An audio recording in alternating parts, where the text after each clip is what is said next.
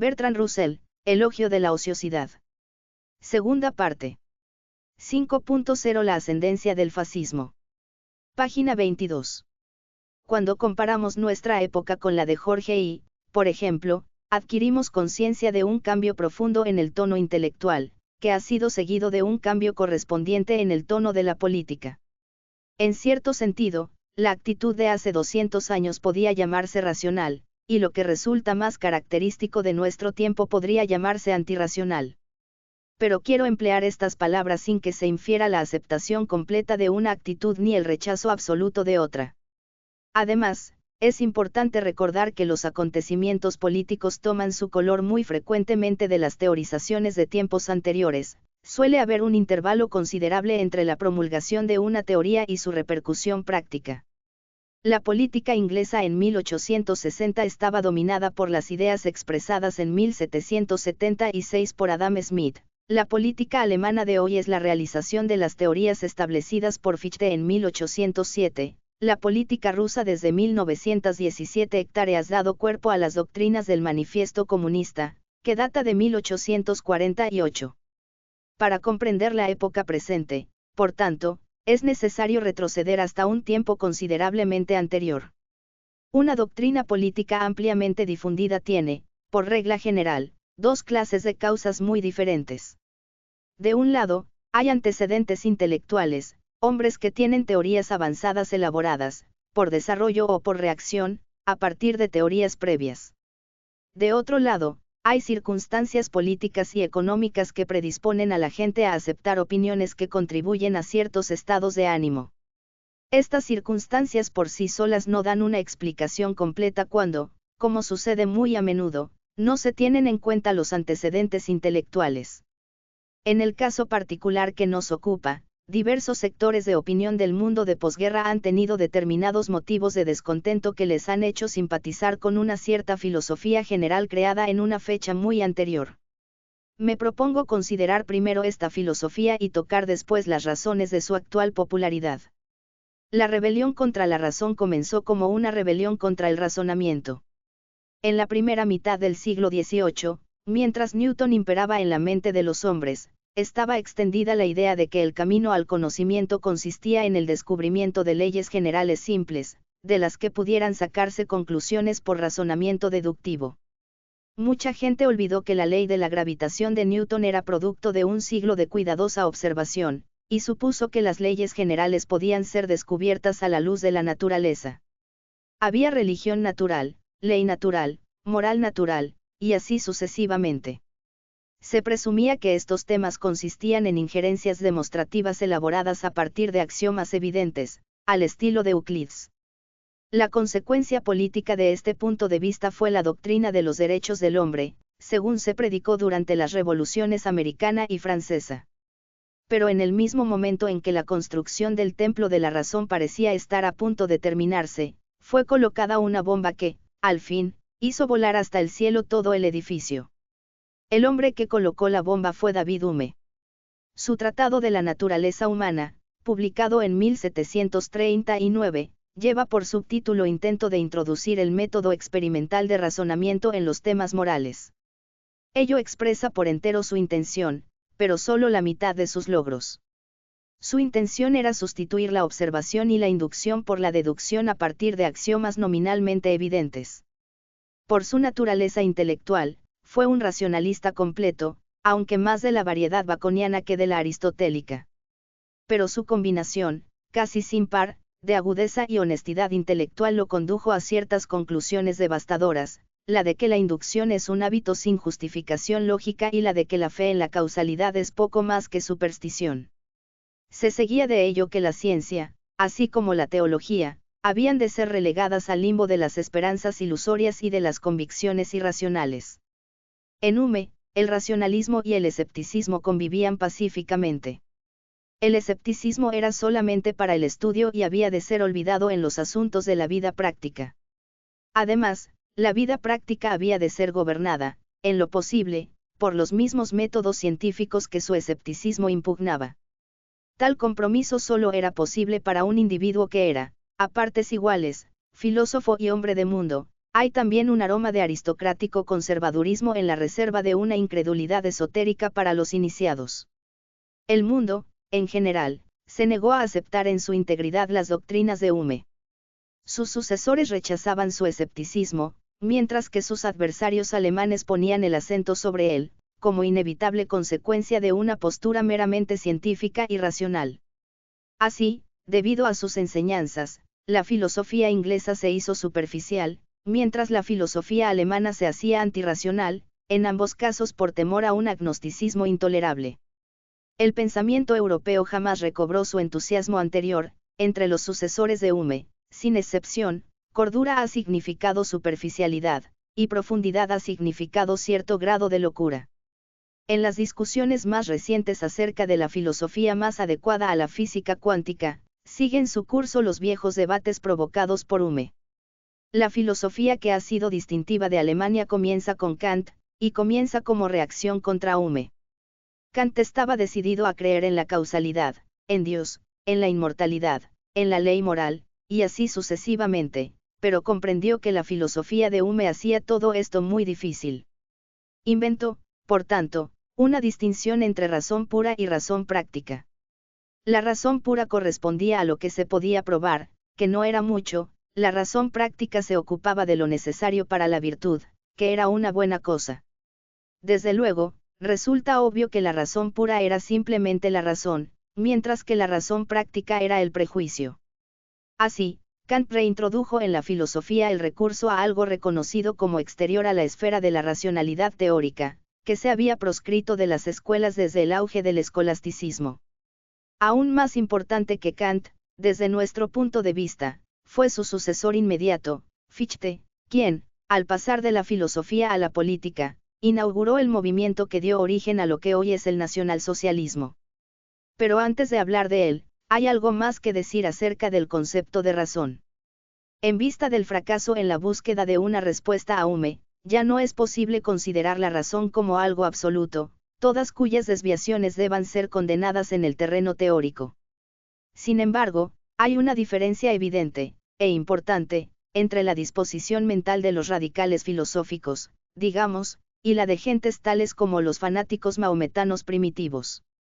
Si llamamos racional a la primera tendencia e irracional a la segunda, está claro que en los tiempos recientes ha habido un incremento de la irracionalidad. Creo que lo que en la práctica entendemos por razón puede ser definido por tres características. En primer lugar, confía más en la persuasión que en la fuerza. En segundo lugar, trata de persuadir por medio de argumentos en cuya completa validez cree el hombre que los emplea, y en tercer lugar, en la formación de opiniones, utiliza la observación y la inducción en todo lo posible, y la intuición lo menos posible. La primera de tales características excluye la Inquisición, la segunda excluye métodos tales como los empleados en la propaganda británica de guerra, que Hitler elogia fundándose en que la propaganda debe reducir su nivel intelectual en proporción a las dimensiones de la masa a la que tiene que atrapar. La tercera prohíbe el uso de grandes afirmaciones, tales como la del presidente Andrew Jackson a propósito del Mississippi: el Dios del universo trazó este gran valle para que perteneciera a una sola nación, lo cual era evidente para él y para sus oyentes, pero nada fácil de demostrar a quien lo hubiese puesto en duda. La confianza en la razón, tal y como la hemos definido, supone una cierta comunidad de intereses y de perspectiva entre uno y su auditorio. Es cierto que la señora Bond la puso a prueba con sus patos al gritar: «Venid a que os mate, pues habéis de ser guisados, y mis clientes han de hartarse», pero, en general, el recurso a la razón se tiene por ineficaz con aquellos a quienes tratamos de devorar. Los que creen en la alimentación carnívora no tratan de encontrar argumentos que puedan parecer válidos al cordero, y Nietzsche no trata de persuadir a las masas, a las que califica de conjunto de contrahechos y remendados. Ni trata Marx de obtener el apoyo de los capitalistas. Como demuestran estos ejemplos, el recurso a la razón es más fácil cuando el poder está incuestionablemente limitado a una oligarquía. En la Inglaterra del siglo XVIII solamente las opiniones de los aristócratas y las de sus amigos eran importantes y siempre podían ser expuestas en forma racional a otros aristócratas. A medida que la parroquia política se hace más grande y más heterogéneo, el recurso a la razón se hace más difícil, ya que existen pocos supuestos universalmente aceptados a partir de los cuales pueda buscarse acuerdo. Cuando no se encuentran tales supuestos, los hombres tienden a confiar en sus propias intuiciones, y puesto que las intuiciones de los distintos grupos difieren, la confianza en ellas conduce a la lucha y al poder políticos. Las rebeliones contra la razón, en este sentido, son un fenómeno recurrente en la historia. El budismo primitivo fue racional, sus formas posteriores, y el hinduismo, que lo reemplazó en la India, no lo fueron. En la antigua Grecia, los órficos estaban en rebelión contra la racionalidad homérica. De Sócrates a Marco Aurelio, los hombres prominentes del mundo antiguo fueron, en lo fundamental, racionales. Después de Marco Aurelio, aún los conservadores neoplatónicos estuvieron llenos de supersticiones. Excepto en el mundo maometano, los derechos de la razón estuvieron suspendidos hasta el siglo XI, después, con el escolasticismo, el Renacimiento y la ciencia, fueron ganando terreno. Tuvo lugar una reacción con Rousseau y Wesley, pero fue contenida por los triunfos de la ciencia y la técnica del siglo XIX. La fe en la razón alcanzó su punto más alto en la década de 1860 a 1870, desde entonces ha disminuido gradualmente y continúa disminuyendo. Racionalismo y antirracionalismo han existido desde el comienzo de la civilización griega, y, cada vez que pareció probable que una de las dos posturas llegara a ser completamente dominante, se produjo, por reacción, un resurgimiento de la opuesta. La rebelión moderna contra la razón difiere en un importante aspecto de la mayoría de las que la precedieron. Desde los órficos en adelante, el objetivo habitual, en el pasado, era la salvación, un complejo concepto que abarca bondad y felicidad y que se alcanza, por regla general, por medio de alguna extrema renuncia. Los irracionalistas de nuestro tiempo no persiguen la salvación, sino el poder. Y así desarrollan una ética opuesta a la del cristianismo y el budismo, y a causa de su afán de poder, necesariamente, se mezclan en la política. Su genealogía, entre los escritores, es Fichte, Carlyle, Mazzini, Nietzsche, con defensores como Treitke, Rudyard Kipling, Houston Chamberlain y Bergson. Opuestos a este movimiento podemos considerar a los benthamitas y a los socialistas como dos alas de un mismo partido. Tanto los unos como los otros son cosmopolitas, son democráticos, condenan el interés económico privado. Las diferencias interse solo afectan a los medios, no a los fines, en tanto que el nuevo movimiento, que culmina, hasta ahora, en Hitler, difiere de uno y de otro en cuanto a los fines, y difiere aún de la tradición toda de la civilización cristiana. La finalidad que deben perseguir los hombres de Estado, según la conciben casi todos los irracionalistas a partir de los cuales se ha desarrollado el fascismo, fue claramente establecida por Nietzsche. En oposición consciente al cristianismo, así como al utilitarismo, Nietzsche rechaza las doctrinas de Bentham en lo tocante a la felicidad y al mayor número. La humanidad, dice, es mucho más un medio que un fin. La humanidad no es más que el material experimental. La finalidad que propone es la grandeza de individuos excepcionales. El objeto es alcanzar esa enorme energía de grandeza que puede modelar al hombre del futuro por medio de la disciplina y también por medio de la aniquilación de millones de contrahechos y remendados, los cuales pueden, sin embargo, librarse de la perdición, a la vista del sufrimiento creado de este modo, nada semejante al cual se ha visto jamás. Debemos observar que esta concepción de los fines no puede ser considerada en sí misma como contraria a la razón, ya que las cuestiones relacionadas con los fines no pueden ser objeto de argumentación racional. Puede desagradarnos, a mí me desagrada, pero no podemos probar nada en contra de ella, como nada puede probar Nietzsche en su favor. Hay, sin embargo, una conexión natural con la irracionalidad, ya que la razón requiere imparcialidad, en tanto que el culto al superhombre siempre tiene como premisa menor la afirmación, yo soy un superhombre. Los fundadores de la escuela de pensamiento de la cual surgió el fascismo tienen todos ciertas características comunes. Buscan el bien en la voluntad, más que en el sentimiento o en el conocimiento, valoran más el poder que la felicidad, prefieren la fuerza al argumento, la guerra a la paz, la aristocracia a la democracia, la propaganda a la imparcialidad científica. Abogan por una forma de austeridad espartana, como opuesta a la cristiana, es decir, consideran la austeridad como un medio para obtener dominio sobre los demás, no como una autodisciplina que ayuda a alcanzar la virtud y, solo en el otro mundo, la felicidad. Los últimos de entre ellos están imbuidos de darwinismo vulgar y consideran la lucha por la vida como el origen de especies superiores, pero ese trata más de una lucha entre razas que de una lucha entre individuos, como la que defendían los apóstoles de la libre competencia. Placer y conocimiento, concebidos como fines, se les antojan demasiado pasivos. Sustituyen el placer por la gloria, y el conocimiento por la afirmación pragmática de que lo que ellos desean es la verdad. En Fichte, Carlyle y Mazzini, estas doctrinas están todavía envueltas en un manto de hipocresía moral convencional. En Nietzsche, avanzan por primera vez desnudas y sin vergüenza. Fichte ha recibido menos reconocimiento del que le corresponde en la iniciación de este gran movimiento. Comenzó como metafísico abstracto, pero ya entonces mostró cierta arbitraria y egocéntrico disposición. Toda su filosofía parte de la proposición yo soy yo, respecto de lo cual dice, el ego se postula a sí mismo y es como consecuencia de este mero postularse a sí mismo, es al mismo tiempo el agente y el resultado de la acción, lo activo y lo que es producido por la actividad. Yo soy expresa un hecho, Tatandlán. El ego es porque se ha postulado a sí mismo. El ego, de acuerdo con esta teoría, existe por voluntad de existir. Poco después vemos que el no ego también existe porque el ego así lo quiere, pero un no ego así generado nunca llega a ser verdaderamente externo al ego que decide postularlo. Luis XIV dijo, L etat, se est moi, Fichte dijo, el universo soy yo. Como hizo notar Heine al cotejar a Kant con Robespierre, en comparación con nosotros los alemanes, vosotros los franceses sois sumisos y moderados.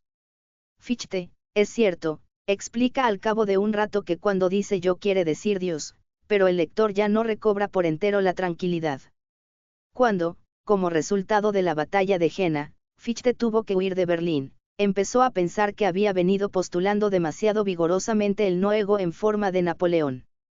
A su regreso, en 1807, pronunció sus famosos discursos a la nación alemana, en los que, por primera vez, se expuso íntegramente el credo del nacionalismo. Estos discursos se inician con la explicación de que el alemán es superior a todos los demás pueblos modernos, porque solamente él tiene una lengua pura. Los rusos, los turcos, los chinos, por no mencionar a los esquimales y a los hotentotes, también tienen lenguas puras, pero no fueron mencionados en los libros de historia de Fichte. La pureza de la lengua alemana hace que solamente los alemanes sean capaces de profundidad, concluye que tener carácter y ser alemán indudablemente es lo mismo. Pero si el carácter alemán ha de ser preservado de las corruptoras influencias extranjeras, y si la nación alemana ha de ser capaz de actuar como un todo, tiene que haber una nueva clase de educación, que ha de moldear a los alemanes en un cuerpo colectivo.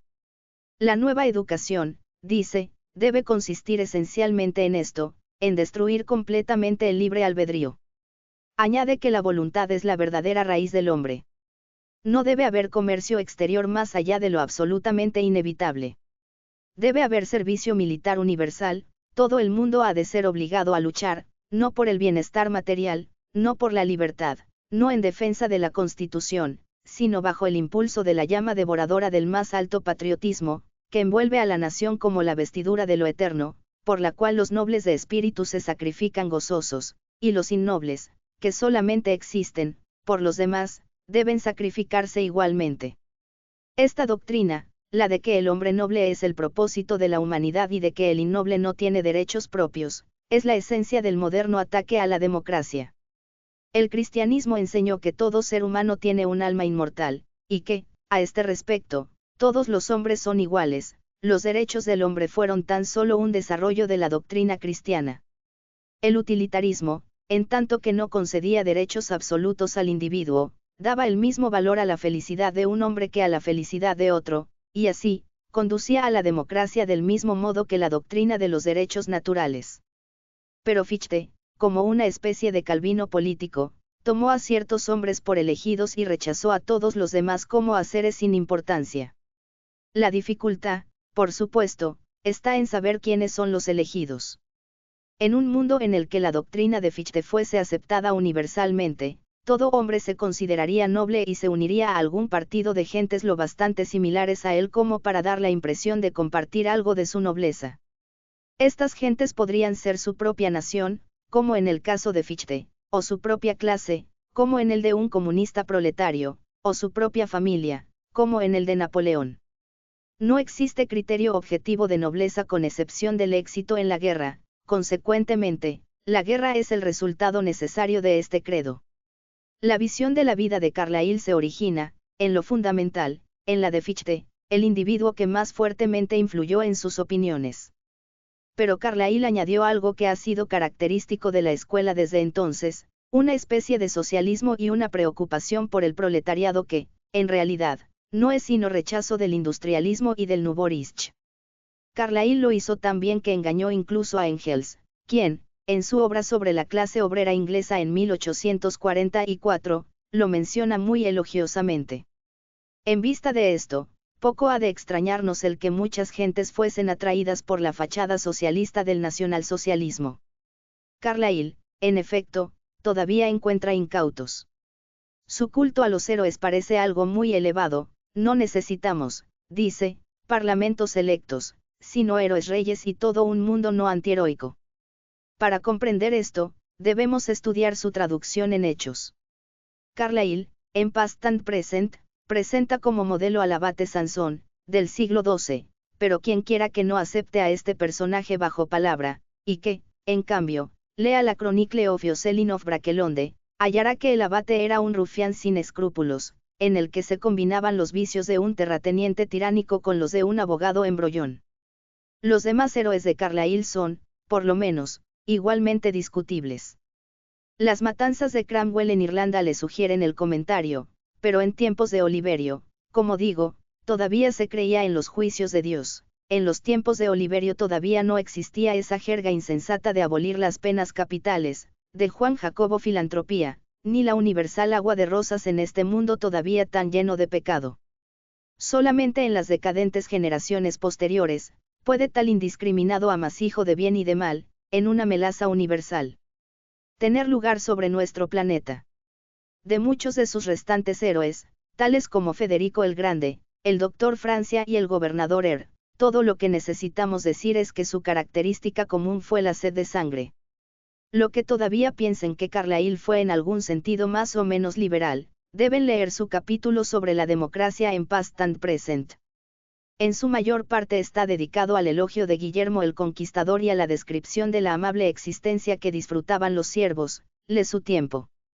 Después hay una definición de la libertad, la verdadera libertad del hombre, diríamos, consistir en descubrir, o en ser obligado a descubrir, el camino recto, y en seguirlo, página 263. Pasa luego a declarar que la democracia representa la desesperanza de encontrar héroes que os gobiernen, y la resignada conformidad con la falta de ellos. El capítulo termina estableciendo, en elocuente lenguaje profético, que cuando la democracia haya finalizado su curso, el problema que quedará es el de dar con el gobierno de vuestros verdaderos superiores. Hay en todo esto una sola palabra que no suscribiera Hitler. Mazzini fue un hombre más moderado que Carlyle, del que disentía en cuanto se refiere al culto de los héroes. No el gran hombre individual, sino la nación, fue el objeto de su culto, y, mientras situaba a Italia en el lugar más prominente, concedía un papel a cada nación europea, excepto Irlanda. Creía, sin embargo, como Carlyle, que el deber había de anteponerse a la felicidad, incluso a la felicidad colectiva. Pensaba que Dios había revelado a cada conciencia humana lo que es justo, y que todo lo que hacía falta era que todo el mundo obedeciese la ley moral como la sintiera en su corazón. No comprendió jamás que personas distintas pueden diferir esencialmente en cuanto a lo que la ley moral ordena, ni que, en realidad, lo que estaba pidiendo era que los demás actuaran de acuerdo con la revelación de él. Puso la moral por sobre la democracia, diciendo, el simple voto de una mayoría no constituye soberanía si contradice de un modo evidente los preceptos morales supremos.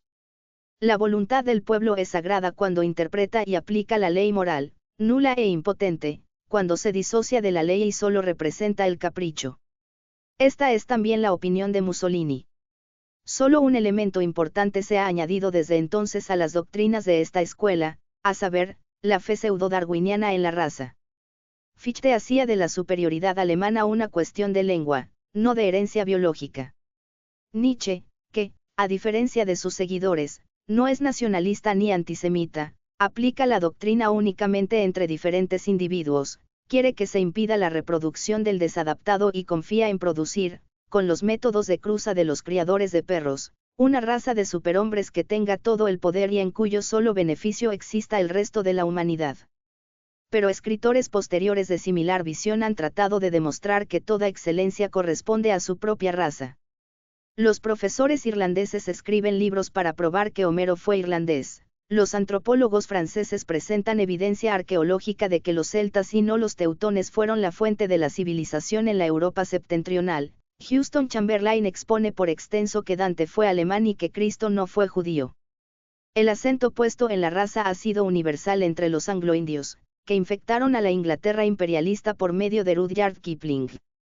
Sin embargo, el elemento antisemita nunca ha sido importante en Inglaterra, aunque un inglés, Houston Chamberlain, fue principal responsable de que se le diera una falsa base histórica en Alemania, donde ha persistido desde la Edad Media.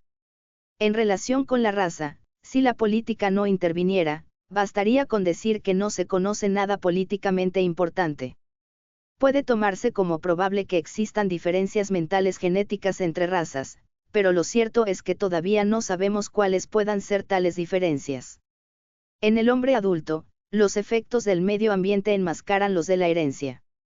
Además, las diferencias raciales entre los diversos europeos son menos definidas que las existentes entre los blancos, los amarillos y los negros. No hay características físicas bien definidas que permitan diferenciar con certeza a los miembros de las distintas naciones europeas modernas, puesto que todas son producto de la mezcla de linajes diversos. Cuando se trata de la superioridad mental, todas las naciones civilizadas pueden expresar una pretensión plausible, lo que prueba que las pretensiones de todos son igualmente vanas. Es posible que los judíos sean inferiores a los alemanes, pero es igualmente posible que los alemanes sean inferiores a los judíos. Toda la tarea de introducir en tal cuestión la jerga pseudo-darwiniana es totalmente acientífica. Sea lo que fuere lo que lleguemos a conocer desde ahora en adelante, hasta el momento presente no tenemos ningún terreno firme en que fundamentar el deseo de hacer prevalecer una raza en detrimento de otra. Todo el movimiento, desde Fichte en adelante, es un método para reforzar la autoestima y el afán de poder por medio de creencias que nada tienen en su favor con excepción del ser halagadoras. Fichte necesitaba una doctrina que le hiciera sentirse superior a Napoleón. Carlyle y Nietzsche buscaron en el mundo de la imaginación algo que les compensase de los males que padecieron. El imperialismo británico de la época de Rudyard Kipling fue debido a la vergüenza de haber perdido la supremacía industrial. Y la locura hitleriana de nuestro tiempo es un manto de mitos con el que el ego germánico quiere abrigarse de las ráfagas heladas de Versalles. Ningún hombre piensa cuerdamente cuando su autoestima ha sufrido una herida mortal, y los que humillan deliberadamente a una nación solo deben agradecerse a sí mismos el que se convierta en una nación de locos. Esto me lleva a las razones por las que se llegó a la amplia aceptación de la irracional y aún antirracional doctrina que hemos estado considerando. En casi todas las épocas, toda clase de profetas predican toda clase de doctrinas, pero las que llegan a ser populares han de tener un especial atractivo para el estado de ánimo propio de las circunstancias del periodo. Las doctrinas características de los modernos irracionalistas son ahora, como hemos visto, acento puesto sobre la voluntad, en oposición al pensamiento y al sentimiento, glorificación del poder, creencia en el intuitivo postular proposiciones, en oposición a la prueba inductiva v a la observación. Esta disposición mental es la natural reacción de aquellos que tienen la costumbre de manejar mecanismos modernos, como aeroplanos, y también la de aquellos que tienen menos poder que antes, pero son incapaces de hallar un terreno racional en el que restaurar su primitiva preponderancia. El industrialismo y la guerra, a la vez que crearon el hábito de la fuerza mecánica, causaron un profundo cambio en el poder político y económico, y dejaron, en consecuencia, a grandes grupos predispuestos a la autoafirmación pragmática. De aquí el desarrollo del fascismo. Comparando el mundo de 1920 con el de 1820, vemos que ha habido un gran aumento del poder de grandes industriales, asalariados, mujeres, herejes y judíos. Por herejes entiendo aquellos cuya religión no es la del gobierno de su país. Correlativamente, ha habido una disminución del poder de monarcas, aristocracias, eclesiásticos, clases medias bajas y varones, en oposición a las mujeres. Los grandes industriales, si bien más fuertes que en ningún otro periodo anterior, se sintieron inseguros a causa de la amenaza del socialismo y, más particularmente, por miedo a Moscú. Los intereses belicistas generales, almirantes, aviadores, fabricantes de armamento se hallaban en el mismo caso, fuertes por el momento, pero amenazados por la horda pestilente de bolcheviques y pacifistas. Los grupos sociales ya vencidos, los reyes y nobles, los pequeños comerciantes, los hombres que por temperamento se oponían a la tolerancia religiosa, y los que añoraban los días de la dominación masculina sobre las mujeres parecían estar definitivamente hundidos y acabados. Los acontecimientos económicos y culturales, se pensaba, no habían dejado lugar para ellos en el mundo moderno. Naturalmente, estaban descontentos y, colectivamente, eran numerosos. La filosofía nietzscheana estaba psicológicamente adaptada a sus necesidades mentales, y, muy inteligentemente, los industriales y militaristas se valieron de ella para aglutinar a los grupos vencidos en un partido que sirviera de base a una reacción medieval en todos los terrenos, excepto en la industria y la guerra. En relación con la industria y la guerra, había de darse todo lo que fuera moderno en el campo de la técnica, pero no en el reparto de poder ni en los esfuerzos por la paz que hacían a los socialistas peligrosos para los magnates existentes. Así, los elementos irracionales de la filosofía nazi se deben, políticamente hablando, a la necesidad de ganar el apoyo de sectores que ya no tenían raison d'être, mientras que los elementos comparativamente sanos se deben a los industrialistas y militaristas. Los primeros elementos son irracionales porque es escasamente posible que el pequeño comerciante, por ejemplo, pueda ver realizadas sus esperanzas, y las creencias fantásticas son su único refugio contra la desesperación. Per contra, las esperanzas de los industrialistas y militaristas pueden ser realizadas por medio del fascismo, pero difícilmente de cualquier otro modo. El hecho de que sus esperanzas solo puedan cumplirse con la ruina de la civilización no los hace irracionales, sino únicamente satánicos. Estos hombres constituyen, intelectualmente, el mejor elemento y, moralmente, el peor. El resto, deslumbrado por la visión de la gloria, del heroísmo y del autosacrificio, se ha quedado ciego para sus verdaderos intereses, y en una ráfaga de emoción ha consentido en ser utilizado para propósitos que no son los suyos propios. Esta es la psicopatología del nazismo. Hay otra razón por la que el moderno culto de lo irracional, en Alemania o en cualquier otra parte, es incompatible con cualquier forma tradicional de cristianismo. Inspirado por el judaísmo, el cristianismo adoptó la noción de verdad, con la virtud correlativa de la fe. La noción y la virtud sobrevivieron en la duda sincera, del mismo modo en que se mantuvieron todas las virtudes cristianas entre los librepensadores victorianos. Pero, gradualmente, la influencia del escepticismo y de la propaganda hizo que el descubrimiento de la verdad pareciera imposible. Afirmar la falsedad aparentaba ser algo muy provechoso. La probidad intelectual fue así destruida. Hitler, explicando el programa nazi, dice, el Estado Nacional considerará la ciencia como un medio para incrementar el orgullo nacional. No solo la historia del mundo, sino también la historia de la civilización, deben ser enseñadas desde este punto de vista. El inventor ha de aparecer como un gran hombre, no solamente como inventor, sino, aún más, como un conciudadano. La admiración por cualquier gran hazaña debe combinarse con el orgullo de que el afortunado que la realice sea miembro de nuestra nación. Debemos elegir a los más grandes entre la masa de grandes nombres de la historia de Alemania y mostrarlos a la juventud de una manera tan impresionante que se conviertan en los pilares de un inquebrantable sentimiento nacionalista. El concepto de ciencia como búsqueda de la verdad ha desaparecido tan completamente del pensamiento de Hitler, que ni siquiera lo discute. Como sabemos, se ha llegado a considerar nociva la teoría de la relatividad por haber sido concebida por un judío. La Inquisición rechazó la doctrina de Galileo por considerarla falsa, pero Hitler acepta o rechaza doctrinas por motivos políticos, sin traer a cotación la idea de verdad o falsedad. El pobre William James, que ideó esta concepción, quedaría horrorizado si viese el empleo que de ella se hace, pero una vez que se abandona el concepto de verdad objetiva, está claro que la pregunta en que creeré ha de quedar contestada, como escribí en 1907, por el recurso a la fuerza y la puesta a punto de los grandes batallones, no por métodos teológicos ni científicos. Los estados cuya política se basa en la rebelión contra la razón han de verse, por tanto, en conflicto no solamente con el conocimiento científico, sino también con las iglesias, donde quiera que sobreviva un cristianismo verdadero. Un elemento importante en el origen de la rebelión contra la razón es que muchos hombres capaces y enérgicos no hayan salida para su afán de poder, y en consecuencia se hacen subversivos. Los pequeños estados, antiguamente, daban poder político a mayor número de hombres, y los pequeños negocios daban poder económico a mayor número de hombres. Considerad la enorme población que duerme en los suburbios y trabaja en las grandes ciudades.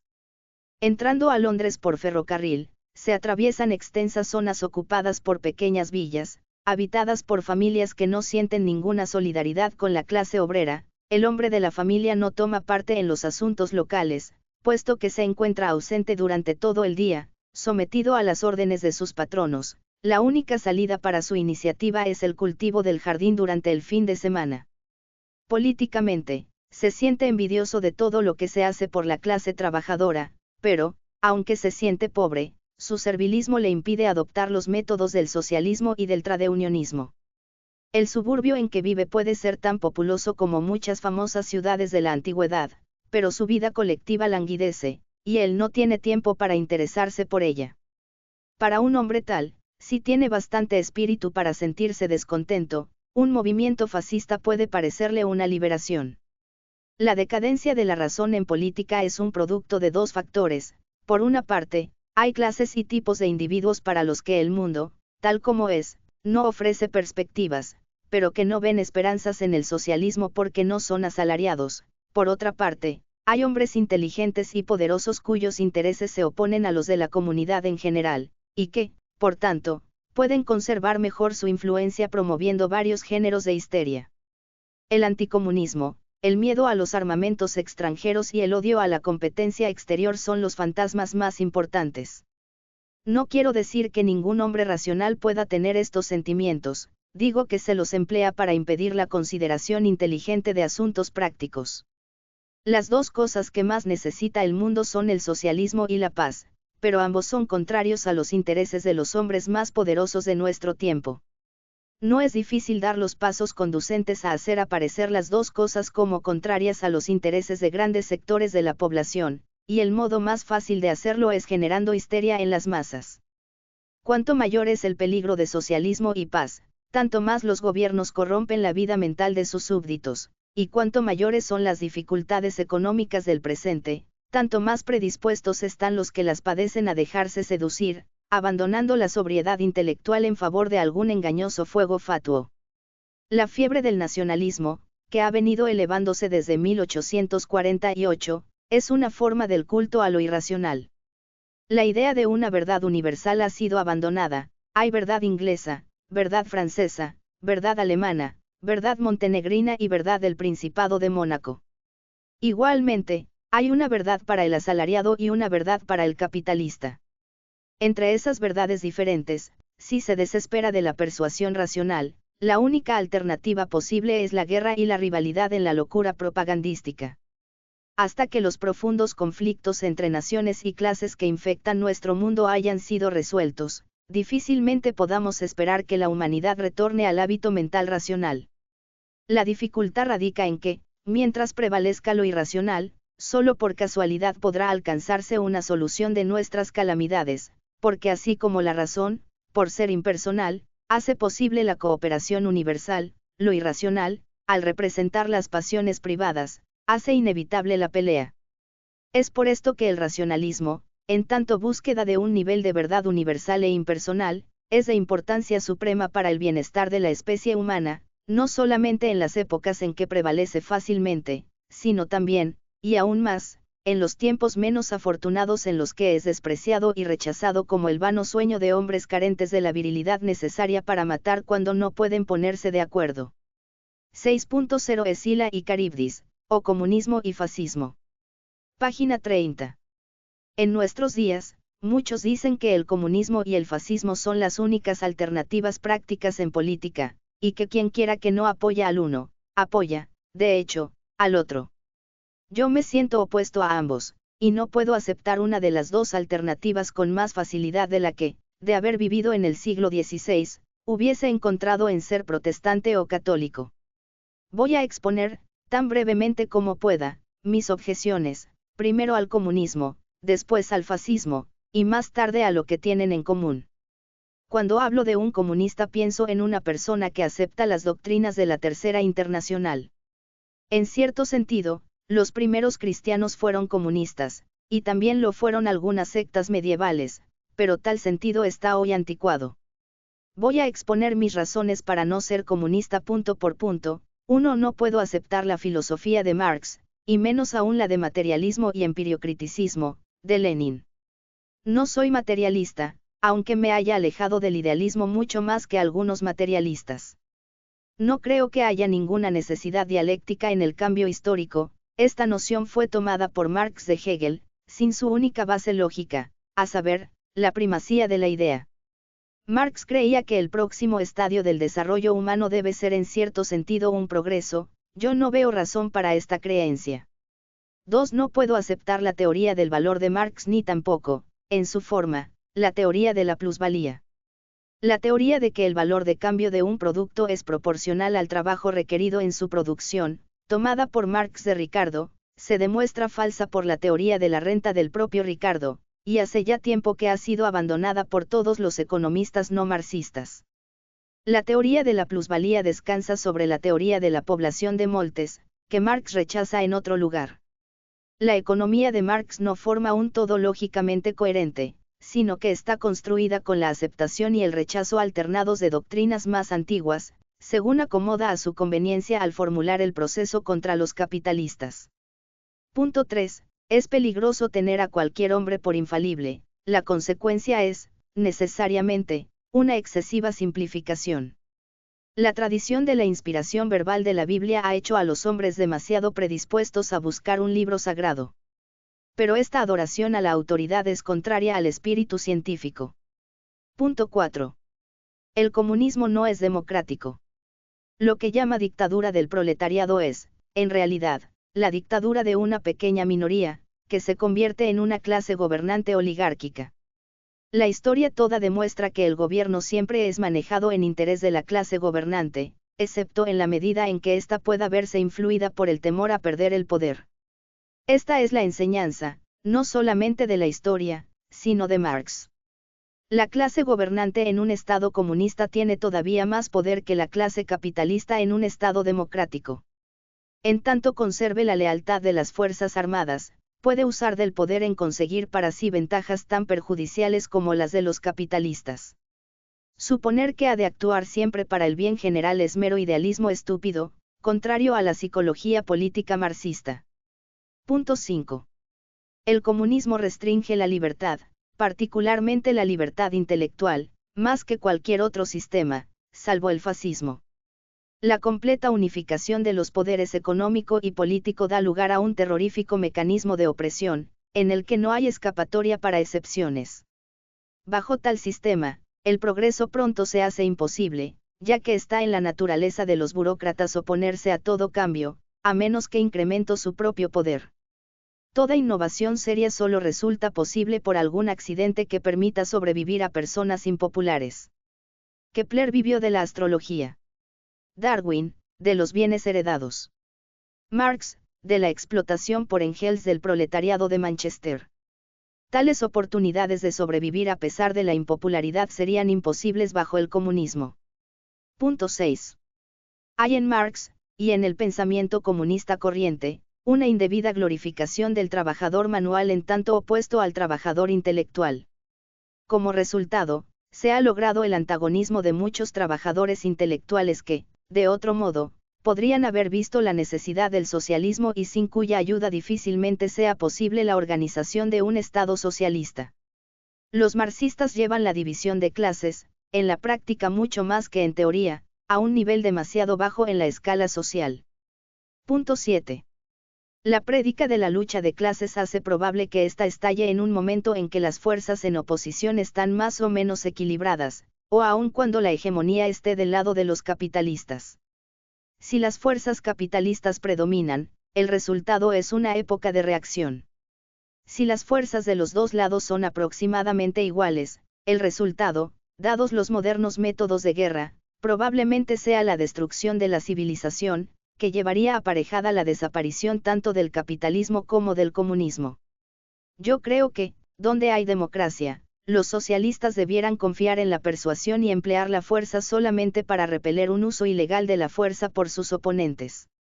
Por este método sería posible a los socialistas adquirir una preponderancia tan grande que determinaría que la guerra final fuese breve y no lo bastante grave como para destruir la civilización. Punto 8. Hay tanto odio en Marx y en el comunismo, que difícilmente podemos esperar que los comunistas, victoriosos, establezcan un régimen que no depare oportunidades para la malevolencia. En consecuencia, los argumentos en favor de la opresión seguramente habrán de parecer a los vencedores más fuertes de lo que son, especialmente si la victoria es resultado de una enconada y dudosa guerra. Después de una guerra tal, no es probable que el partido victorioso se encuentre de humor para una sana reconstrucción. Los marxistas tienden a olvidar con demasiada frecuencia que la guerra tiene su propia psicología, que resulta del miedo, y que es independiente de la causa original de la contienda. El punto de vista de que la única elección prácticamente posible ha de hacerse entre el comunismo y el fascismo me parece definitivamente equivocado por lo que se refiere a los Estados Unidos, Inglaterra y Francia, y probablemente también a Italia y Alemania. Inglaterra tuvo un periodo de fascismo bajo Cromwell, y Francia bajo Napoleón, pero en ninguno de los dos casos fue aquel una barrera para la democracia que siguió. Las naciones políticamente inmaduras no son las mejores guías para el futuro político. Mis objeciones al fascismo son más simples que mis objeciones al comunismo, y, en cierto sentido, más fundamentales. El propósito del comunismo es un propósito con el cual, en conjunto, estoy de acuerdo, mi desacuerdo se refiere a los medios más que a los fines. Pero en el caso del fascismo me disgustan los fines tanto como los medios. El fascismo es un movimiento complejo, sus formas alemana e italiana difieren ampliamente, y en otros países, si se extiende, puede adoptar otras formas todavía. Tiene, sin embargo, ciertos elementos esenciales, sin los cuales dejaría de ser fascismo.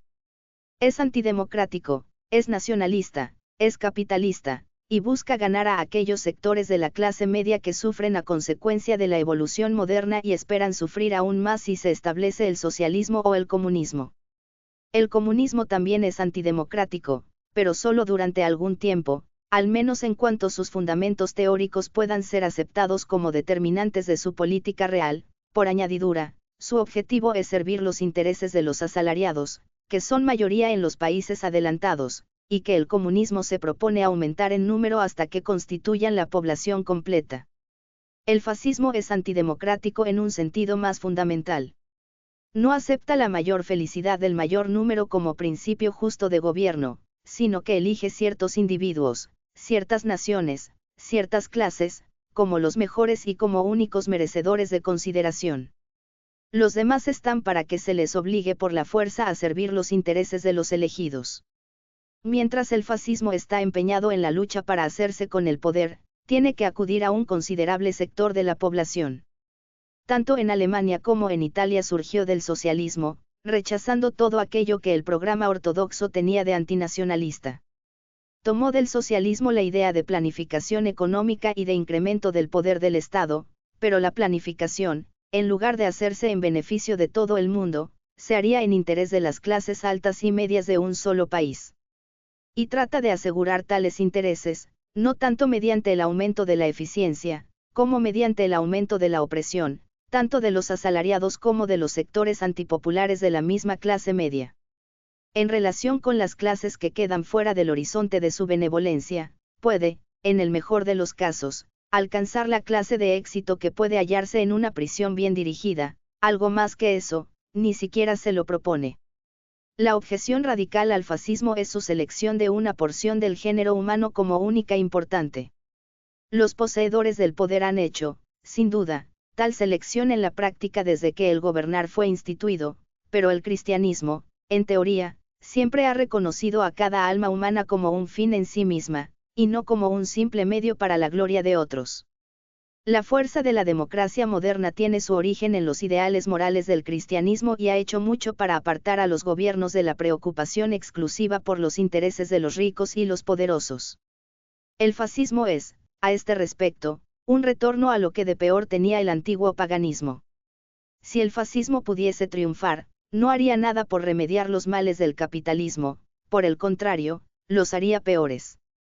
Los trabajos manuales habrían de realizarse por trabajadores forzados mantenidos al nivel de la mera subsistencia. Los hombres que llevaran a cabo tales trabajos no tendrían derechos políticos, ni libertad de residencia, ni elección de lugar de trabajo, y probablemente ni siquiera una permanente vida de familia. Serían, de hecho, esclavos. Todo esto puede verse ya en sus inicios en el sistema alemán de tratar la cuestión del paro. Ciertamente, es el resultado inevitable del capitalismo falto de la fiscalización de la democracia, y las condiciones similares del trabajo forzado en Rusia sugieren que es el resultado inevitable de cualquier dictadura. En el pasado, el absolutismo ha sido acompañado siempre por alguna forma de esclavitud o servidumbre. Todo esto ocurriría si el fascismo hubiese de triunfar, pero difícilmente pueda triunfar y estabilizarse, porque no puede resolver el problema del nacionalismo económico. La fuerza más poderosa del lado de los nazis ha sido la industria pesada, especialmente la del acero y la de productos químicos. La industria pesada, organizada nacionalmente, es, hoy, el mayor indacte de la guerra. Si todo país civilizado tuviese un gobierno al servicio de los intereses de la industria pesada como ya es el caso en una medida considerable, la guerra, antes de mucho, sería inevitable. Cada nueva victoria del fascismo aproxima la guerra, y la guerra, cuando viene, tiene muchas probabilidades de barrer con el fascismo junto con la mayor parte de las cosas existentes en el momento de su estallado. El fascismo no es una serie ordenada de opiniones como el laissez-faire, o el socialismo, o el comunismo, es, esencialmente, una protesta emocional, en parte de los miembros de la clase media, como los pequeños comerciantes, que sufren las consecuencias del moderno desarrollo económico, en parte de los anárquicos magnates industriales, cuyo amor al poder se ha convertido en megalomanía. Es irracional en el sentido de que no puede conseguir lo que sus defensores desean. No hay filosofía del fascismo, sino solamente un psicoanálisis. Si triunfara, el resultado sería una extendida miseria, pero su incapacidad para hallar una solución al problema de la guerra hace imposible su éxito, más allá de un breve momento. No creo que Inglaterra y Estados Unidos estén dispuestas a adoptar el fascismo, porque la tradición de gobierno representativo es demasiado fuerte en ambos países para permitir tal evolución. El ciudadano ordinario tiene el sentimiento de que los asuntos públicos le conciernen, y no querría perder el derecho a expresar sus opiniones políticas. Las elecciones generales y las elecciones presidenciales son acontecimientos deportivos, como el derbi, y la vida parecería más insípida sin ellos. Con respecto a Francia, es imposible sentir idéntica confianza. Pero yo me sorprendería si Francia adoptara el fascismo, excepto quizá temporalmente, durante una guerra. Hay algunas objeciones y son las más concluyentes, a mi entender, que convienen igualmente al comunismo y al fascismo. Los dos son intentos de una minoría para moldear un pueblo por la violencia de acuerdo con una pauta preconcebida.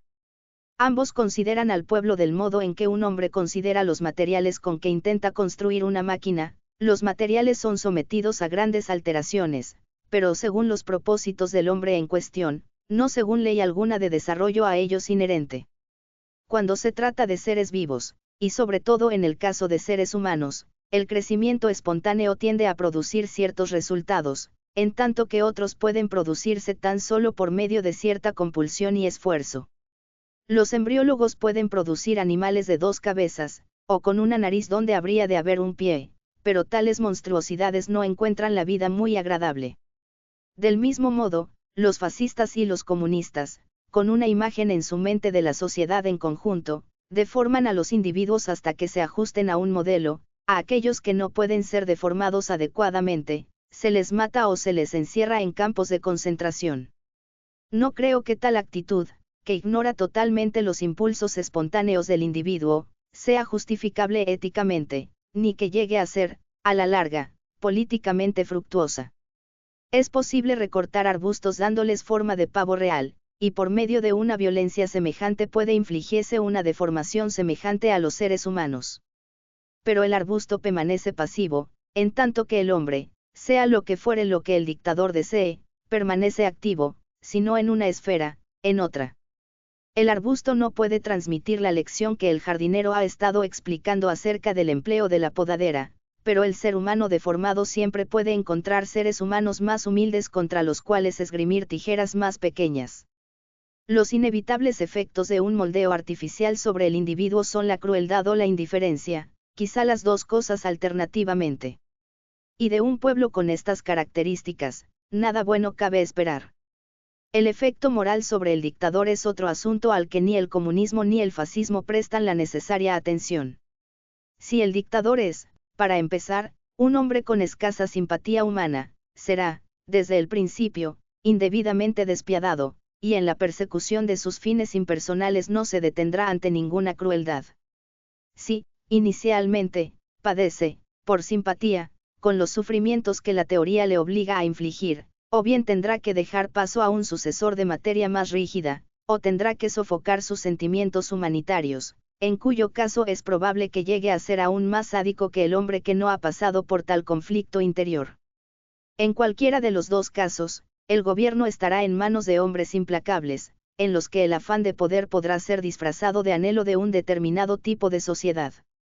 Pero, por la inevitable lógica del despotismo, aquello que de bueno haya podido haber en los propósitos originales de la dictadura, desaparecerá gradualmente de la vista, y la preservación del poder del dictador emergerá cada vez más como el escueto propósito de la máquina del Estado. La preocupación por las máquinas ha producido lo que podríamos llamar la falacia del manipulador, que consiste en tratar a los individuos y a las sociedades como si fueran inanimados y como si los manipuladores fuesen seres divinos. Los seres humanos cambian según el tratamiento a que se les somete, y los mismos operadores cambian como resultado del efecto que las operaciones tienen sobre ellos. La dinámica social es, pues, una ciencia muy difícil, acerca de la cual se sabe mucho menos de lo que sería necesario para garantizar una dictadura.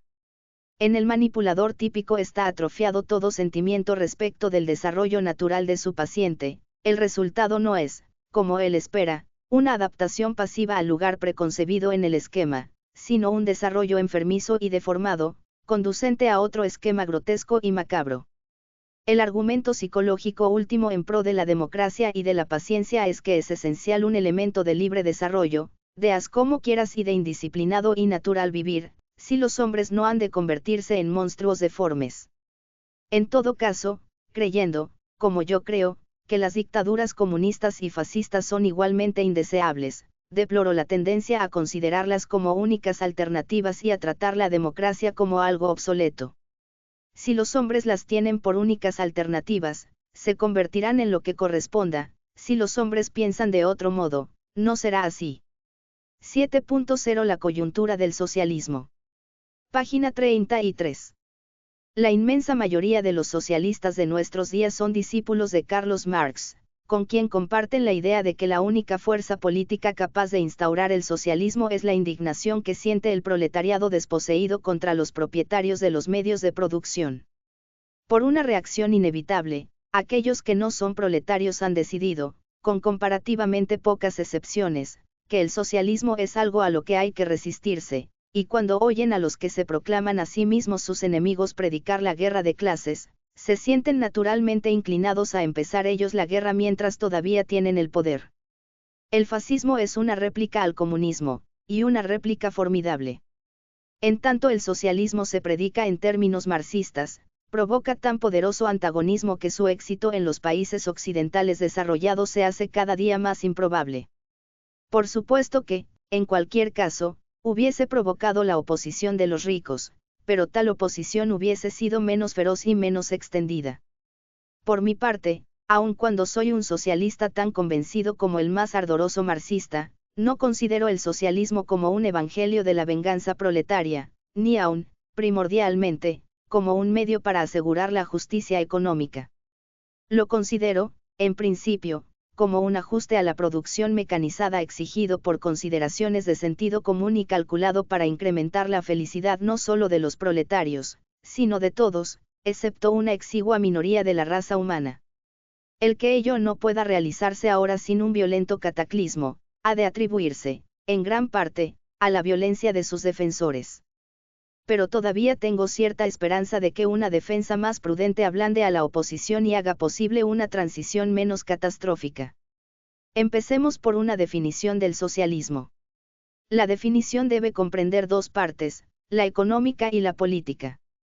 La parte económica consiste en la propiedad estatal del poder económico fundamental, que abarca, como mínimo, la tierra y los minerales, el capital, la banca, el crédito y el comercio exterior. La parte política requiere que el poder político fundamental sea democrático. El mismo Marx, y prácticamente todos los socialistas antes de 1918, hubieran estado de acuerdo, sin discutirlo, con esta parte de la definición, pero desde que los bolcheviques disolvieron la Asamblea Constituyente rusa se ha desarrollado una doctrina diferente, según la cual, cuando un gobierno socialista ha llegado al poder por medio de una revolución, solamente sus más ardientes defensores han de tener el poder político. Hemos de admitir, desde luego, que tras una guerra civil no siempre es posible conceder el derecho al voto a los vencidos inmediatamente, pero, en tanto sea este el caso, no es posible establecer inmediatamente el socialismo. Un gobierno socialista que ha puesto en práctica la parte económica del socialismo no habrá completado su tarea hasta que haya conseguido suficiente apoyo popular para que resulte posible un gobierno democrático. La necesidad de democracia es evidente si tomamos un caso extremo. Un déspota oriental puede decretar que todos los recursos naturales de su territorio han de ser suyos, pero no está, al hacer esto, estableciendo un régimen socialista, ni puede aceptarse como modelo a imitar el régimen de Leopoldo II en el Congo. A menos que exista fiscalización popular, no hay razón para esperar que el Estado conduzca sus empresas económicas con miras a algo distinto de su propio enriquecimiento, y, en consecuencia, la explotación simplemente tomará otra forma. La democracia, por tanto, debe ser aceptada como una parte de la definición del régimen socialista. Con respecto a la parte económica de la definición, se hace necesaria cierta elucidación más amplia, ya que existen formas de empresa privada que algunos considerarían compatibles con el socialismo y otros no. Deberíamos permitir a un colonizador que edificase por sí mismo una choza en un trozo de terreno alquilado al Estado. Sí, pero de ello no se sigue que debiéramos permitir a todo individuo que construya rascacielos en Nueva York. De modo semejante, un hombre puede prestar un chelín a un amigo, pero un financiero no puede prestar 10 millones a una compañía o a un gobierno extranjero. La cuestión es de grado, y es fácil de ajustar, ya que en las grandes transacciones son necesarias varias formalidades legales, pero no en las pequeñas. Cuando tales formalidades son indispensables, procuran al Estado oportunidad de ejercer un control. Para tomar otro ejemplo, las joyas no son capital, en el sentido económico, ya que no son un medio de producción, pero, tal y como son las cosas, un hombre que posee diamantes puede venderlos y comprar acciones. Bajo el régimen socialista podrá continuar poseyendo diamantes, pero no podrá venderlos para comprar acciones, puesto que no habrá acciones que comprar. No será necesario prohibir legalmente la riqueza privada, sino solamente la inversión privada, con el resultado de que, al no recibir nadie intereses, la riqueza privada se disolverá gradualmente, excepto en lo que se refiere a una cantidad razonable de posesiones personales. El poder económico sobre otros seres humanos no debe pertenecer a individuos, pero la propiedad privada que no confiere poder económico puede sobrevivir. Las ventajas que pueden esperarse del establecimiento del socialismo, suponiendo que esto sea posible sin una devastadora guerra revolucionaria, son de muy distintos tipos, y en modo alguno se limitan a las clases asalariadas. Estoy muy lejos de confiar en que todas o alguna de tales ventajas resulten de la victoria de un partido socialista tras un largo y difícil conflicto de clases, que exacerbaría los ánimos, daría protagonismo a un tipo militarista cruel, aniquilaría por la muerte, el exilio o la prisión los talentos de muchos expertos de valía y daría al gobierno victorioso una mentalidad de cuartel. Todos los méritos que voy a reivindicar para el socialismo presuponen que éste haya triunfado por la persuasión y que toda la fuerza que pueda resultar necesaria sirva solamente para neutralizar pequeñas bandas de descontentos. Estoy convencido de que si la propaganda socialista se llevara a efecto con menos odio y acritud, haciendo un llamamiento, no a la envidia, sino a la evidente necesidad de organización económica, la tarea de persuasión se facilitaría enormemente y la necesidad de fuerza disminuiría en proporción.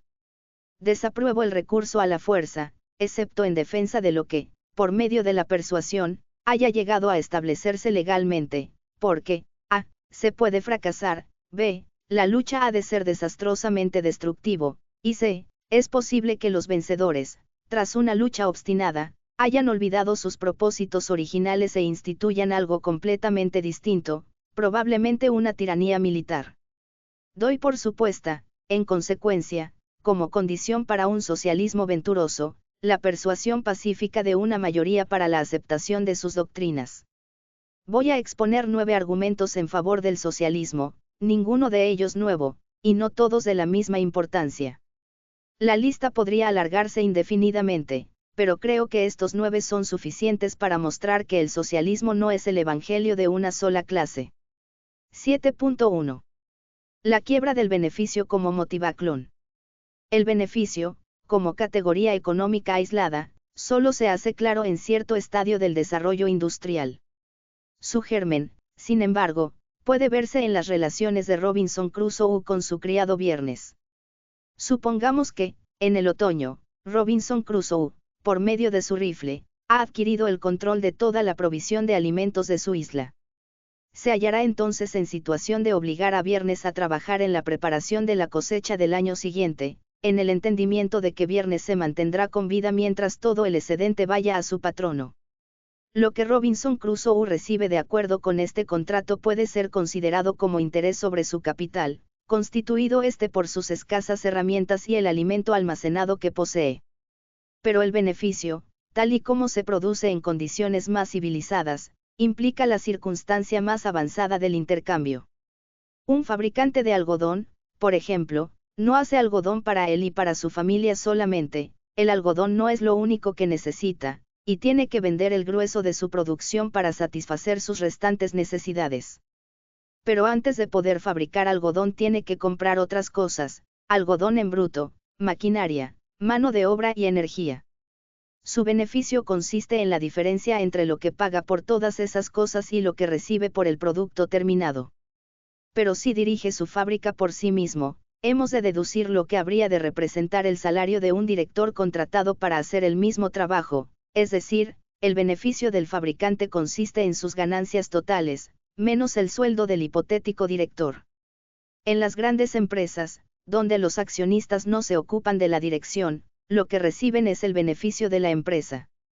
Los que tienen dinero para invertir son impulsados por la expectativa del beneficio, que es, por tanto, el móvil determinante por el que nuevas empresas han de ponerse en funcionamiento y las antiguas han de expansionarse. Suponen los defensores de nuestro sistema actual, que la expectativa de beneficio conducirá, en general, a que se produzcan los artículos que verdaderamente se necesitan y en la cantidad que se necesitan.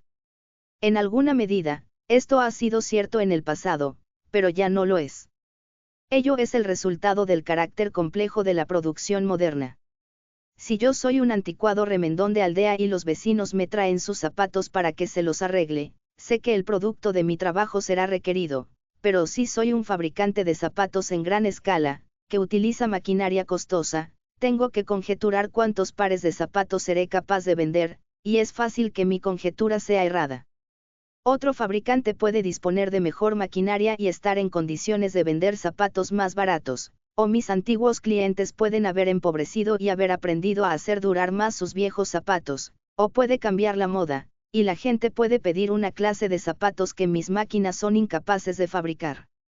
Si ocurre alguna de estas cosas, no solamente dejaré de obtener beneficios, sino que mis máquinas permanecerán inactivas y mis empleados quedarán sin trabajo.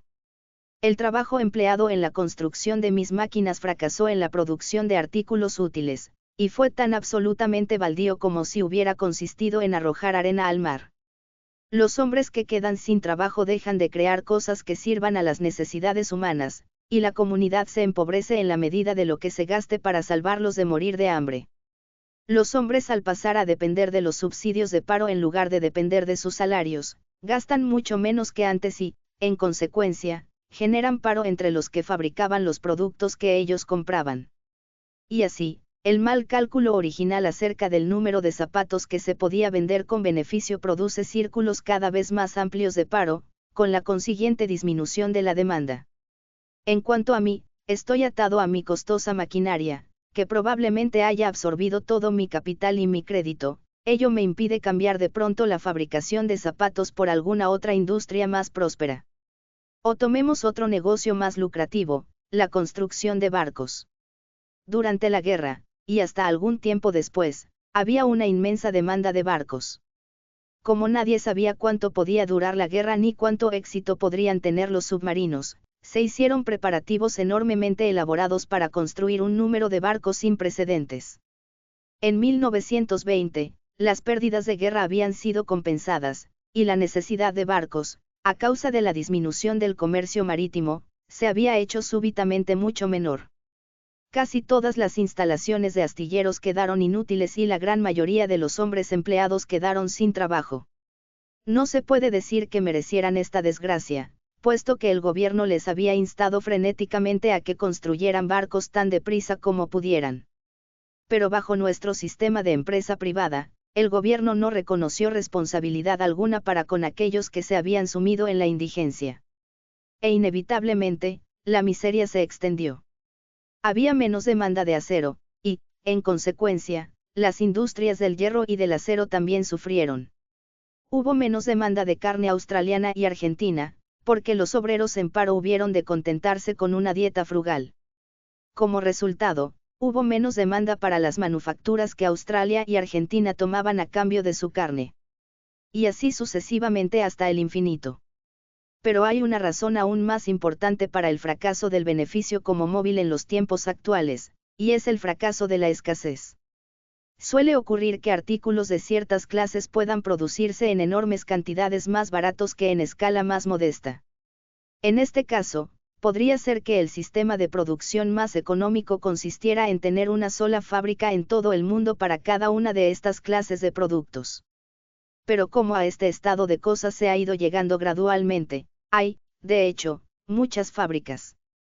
Cada una sabe que si fuera la única en el mundo, podría suministrar a todos y conseguir un gran beneficio, pero, en la realidad, existen competidores, ninguno trabaja a plena capacidad y, por consiguiente, ninguno obtiene un beneficio seguro.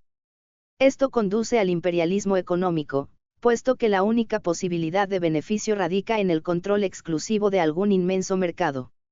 Entretanto, los competidores más débiles se hunden, y cuanto más importante es cada uno de ellos, mayor es la dislocación que se produce cuando alguno quiebra. La competencia conduce a una producción tan excesiva, que no se puede vender con beneficio, pero la reducción de la oferta es excesivamente lenta, ya que donde hay maquinaria muy costosa puede resultar menos desastroso producir durante años con pérdidas que no producir en absoluto. Todas estas confusiones y dislocaciones resultan de permitir que la moderna industria a gran escala esté dirigida al beneficio privado como principal finalidad. En un régimen capitalista, el costo que determina el que un producto sea o no fabricado por determinada firma es el costo para tal firma, no para la comunidad. Ilustremos la diferencia con un ejemplo imaginario. Supongamos que alguien, digamos Henry Ford, encuentra el modo de fabricar automóviles tan baratos que ningún otro pueda competir, con el resultado de que todas las demás firmas dedicadas a la fabricación de automóviles quiebren. Para calcular el costo para la comunidad de uno de los nuevos coches baratos, habríamos de añadir a lo que el señor Ford tiene que pagar la parte proporcional del costo de todas las instalaciones, ahora inútiles, pertenecientes a las demás firmas y del costo de la preparación y educación de los trabajadores y directores antes empleados por otras firmas, pero que ahora están en paro.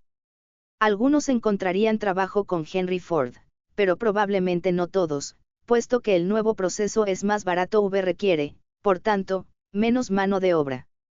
Muy bien, puede haber también otros gastos para la comunidad: litigios laborales, huelgas, motines, policía suplementaria, procesos y encarcelamientos.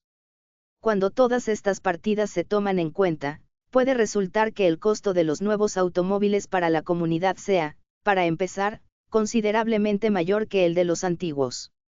Ahora bien, es el costo para la comunidad lo que determina qué es lo socialmente ventajoso, en tanto que es el costo para el fabricante individual lo que determina, en nuestro sistema, lo que verdaderamente ocurre.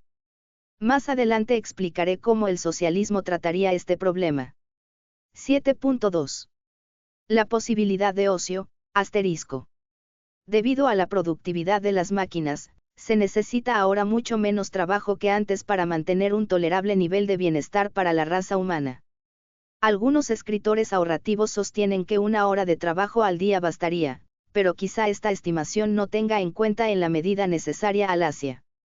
Voy a suponer, con el objeto de estar completamente seguro, que 4 horas de trabajo diario por parte de todos los adultos serían suficientes para producir tanto bienestar material como una persona razonable podría desear. Actualmente, sin embargo, debido a la intervención del beneficio como móvil, el ocio no puede distribuirse equitativamente, unos trabajan demasiado, mientras otros se hallan en paro. Ello ocurre de la siguiente manera: el valor del asalariado para el patrono depende de la cantidad de trabajo que hace, la cual, en cuanto las horas no excedan de 7 u 8, supone el patrono, es proporcional a la duración de la jornada de trabajo. El asalariado, por su parte, prefiere un día de trabajo más bien largo con un buen salario que una jornada corta con jornales más bajos. De aquí se sigue que conviene a las dos partes una jornada larga, aunque los que, como consecuencia de ella, se hallan en paro mueran de hambre o hayan de ser atendidos por las instituciones públicas a costa del erario público. Puesto que la raza humana no alcanza, en nuestros días, un razonable nivel de bienestar material, un promedio de menos de 4 horas de trabajo al día inteligentemente dirigido sería suficiente para producir lo que hoy se produce en artículos de primera necesidad y comodidades primarias. Esto quiere decir que si el promedio de la jornada de trabajo para los que tienen trabajo es de 8 horas, más de la mitad de los trabajadores estarían parados si no fuese por ciertas formas de ineficiencia y de producción innecesaria. Para hablar primero de la ineficiencia, ya hemos visto el derroche a que da lugar la competencia, pero hemos de añadir a ello todo lo que se gasta en publicidad y todo el trabajo especializado que se consume en el comercio. El nacionalismo implica otra clase de derroche. Los fabricantes norteamericanos de automóviles, por ejemplo, creen necesario, a causa de los aranceles, establecer fábricas en los principales países europeos, siendo así que habría un evidente ahorro de trabajo si pudieran producir todos sus automóviles en una enorme planta en los Estados Unidos. Luego está el dispendio que suponen los armamentos y el entrenamiento militar, que abarca a toda la población masculina donde quiera que exista el servicio militar obligatorio. Gracias a estas y a otras formas de despilfarro, unidas a los lujos de los ricos, más de la mitad de la población tiene todavía empleo. Pero en tanto dure nuestro actual sistema, no se puede dar un solo paso hacia la eliminación de gastos superfluos sin hacer aún peor la ya apurada situación de los asalariados. 7.3. Inseguridad económica. En el actual estado del mundo, no solamente hay muchas personas sin empleo, sino que la mayoría de las que lo tienen se ven perseguidas por un perfectamente razonable temor de perderlo en cualquier momento. Los asalariados viven en el constante peligro del paro, saben que la firma donde trabajan puede quebrar o verse en la necesidad de reducir sus plantillas. Los hombres de negocios, incluso aquellos que tienen fama de ser muy ricos, saben que la pérdida de todo su dinero no es en absoluto improbable. Los profesionales han de luchar duramente. Tras hacer grandes sacrificios para la educación de sus hijos e hijas, se encuentran con que no existen las salidas que solía haber para aquellos que poseían la preparación adquirida por sus hijos. Si son abogados, descubren que las gentes ya no pueden permitirse el lujo de pleitear, aunque grandes injusticias queden sin remediar. Si son médicos, se dan cuenta de que sus otrora lucrativos pacientes hipocondríacos ya no pueden costearse la enfermedad, mientras que muchos verdaderos pacientes han de privarse del tratamiento médico más necesario. Encontramos hombres y mujeres con títulos universitarios trabajando tras los mostradores de las tiendas, lo cual puede salvarlos del paro, pero solo a costa de aquellos que antes hubiesen tenido ese empleo. En todas las clases, desde la más baja hasta casi la más alta. El miedo económico gobierna los pensamientos del hombre durante el día y sus sueños durante la noche, determinando que su trabajo agote sus nervios y que no descanse en su tiempo libre. Este terror omnipresente es, creo, la causa principal del clima de locura que se ha extendido por grandes zonas del mundo civilizado. El afán de riqueza se debe, en muchos casos, al deseo de seguridad. Los hombres ahorran dinero y lo invierten con la esperanza de tener algo con que vivir cuando estén viejos y enfermos, y de poder evitar que sus hijos se hundan en la escala social.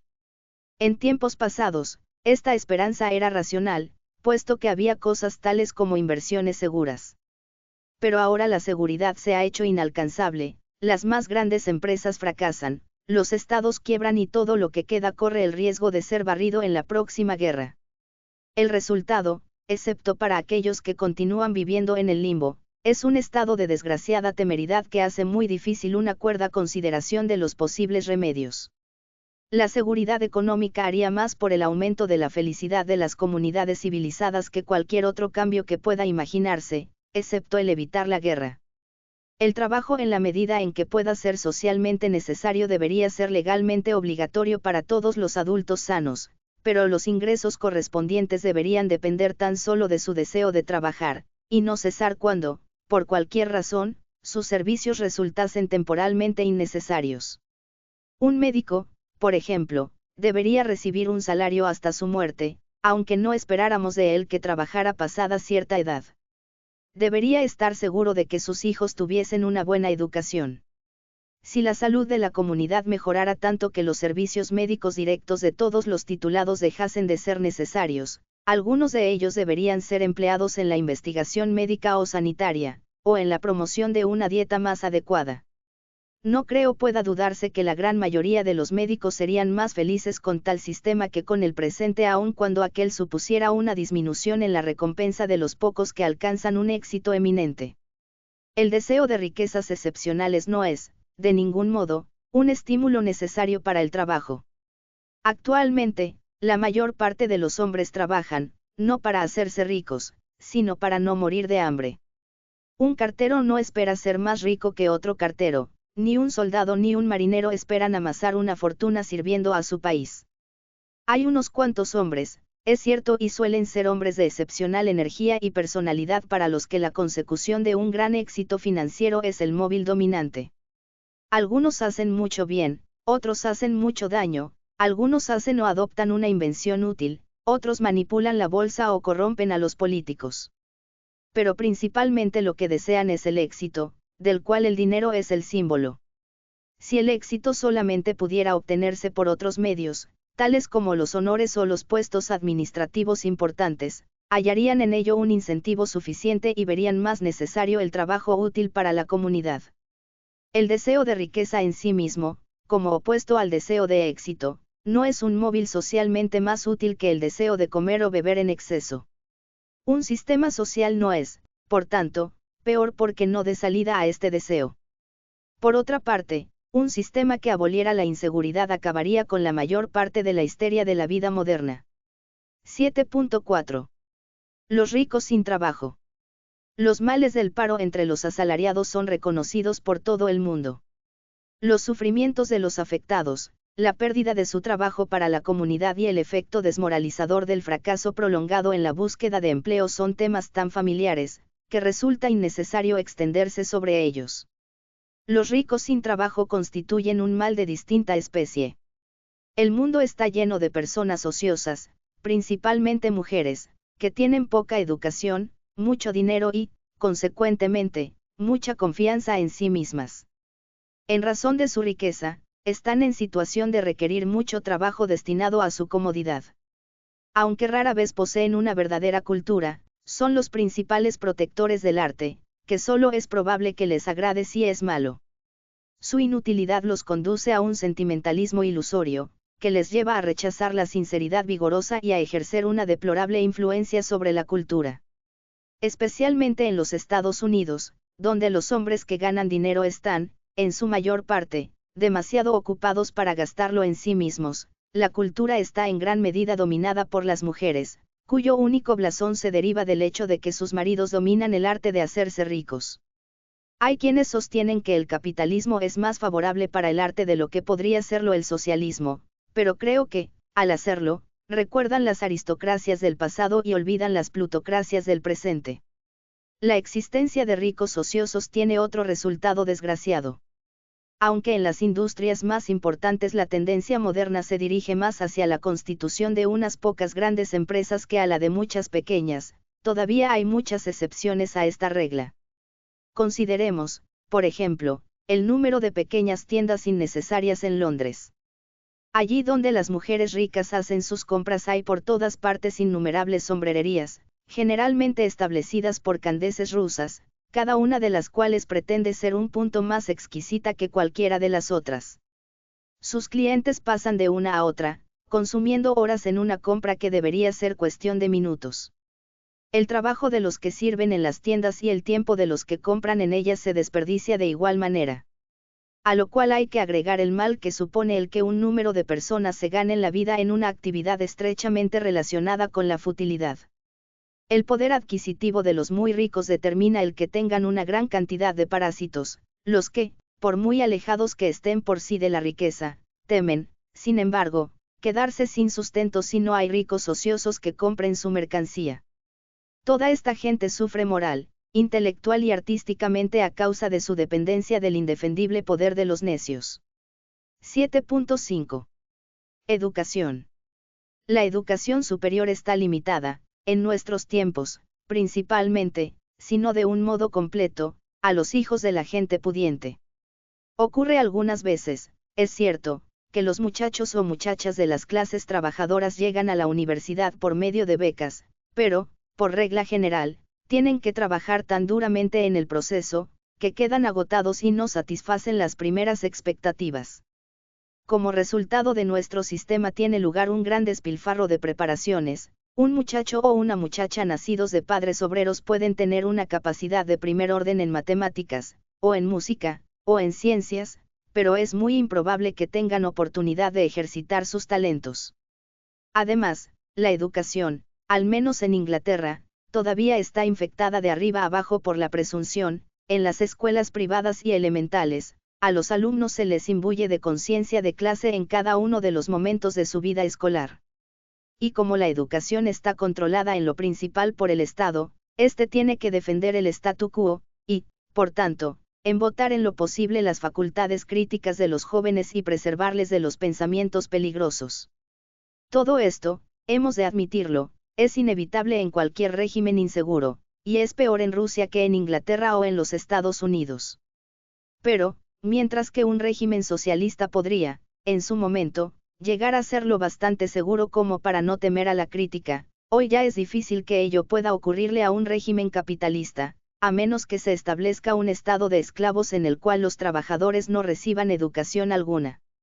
No cabe esperar, por tanto, que los actuales defectos del sistema educativo puedan ser remediados hasta que el sistema económico haya sido transformado.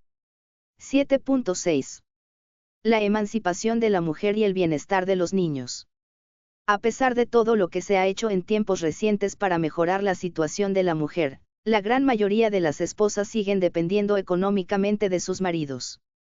Esta dependencia es peor, en varios aspectos, que la del asalariado respecto de su patrono.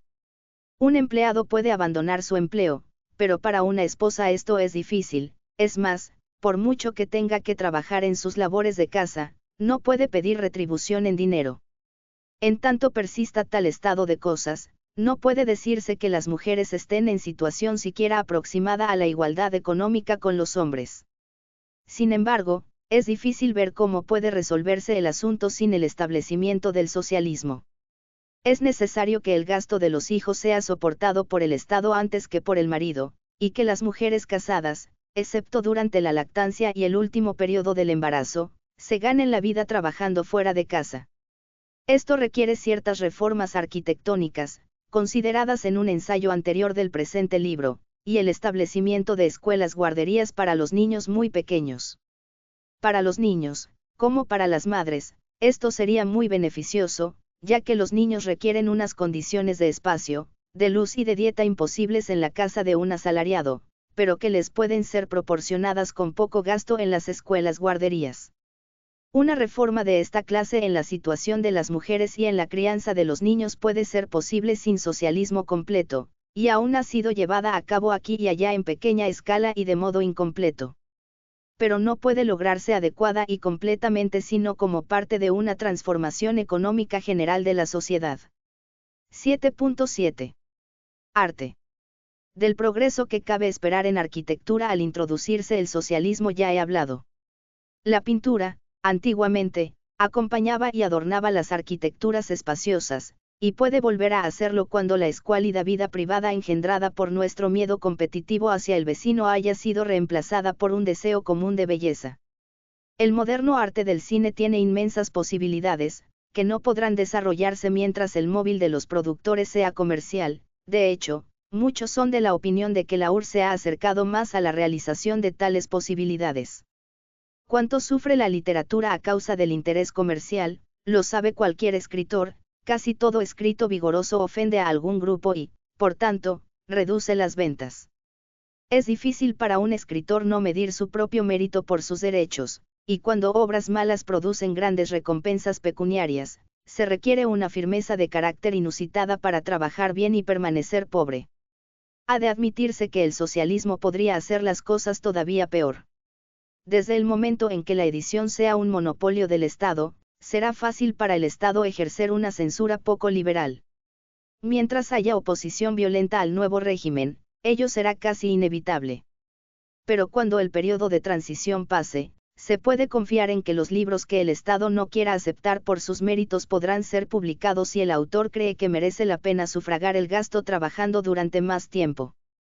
Puesto que las horas de labor serán pocas, no resultará excesivamente penoso, pero ello bastará para desalentar a los autores que no estén seriamente convencidos de que sus libros contienen algo de valor. Es importante que sea posible publicar un libro, pero que no resultará muy fácil. Actualmente sobran libros en cantidad, así como escasean en calidad. 7.8. Servicios públicos improductivos. Desde la aparición de gobiernos civilizados se ha reconocido que hay algunas cosas que deben hacerse, pero que no pueden dejarse a la azarosa influencia del beneficio como motivación. La más importante ha sido la guerra. Ni siquiera los más convencidos de la ineficiencia de la empresa del Estado sugieren que la defensa nacional se arriende a contratistas privados.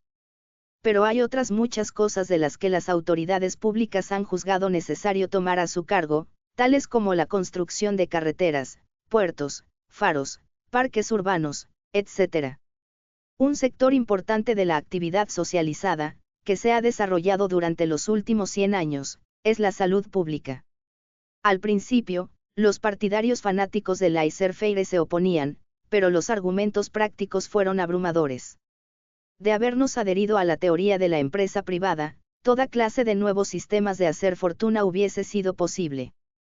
Un hombre afectado por la peste podría haber recurrido a un agente de publicidad para enviar circulares a las compañías de ferrocarriles, a los teatros, etc., en las que se comunicara la intención del enfermo de morir en sus locales, a menos que se pagase una fuerte suma a su viuda.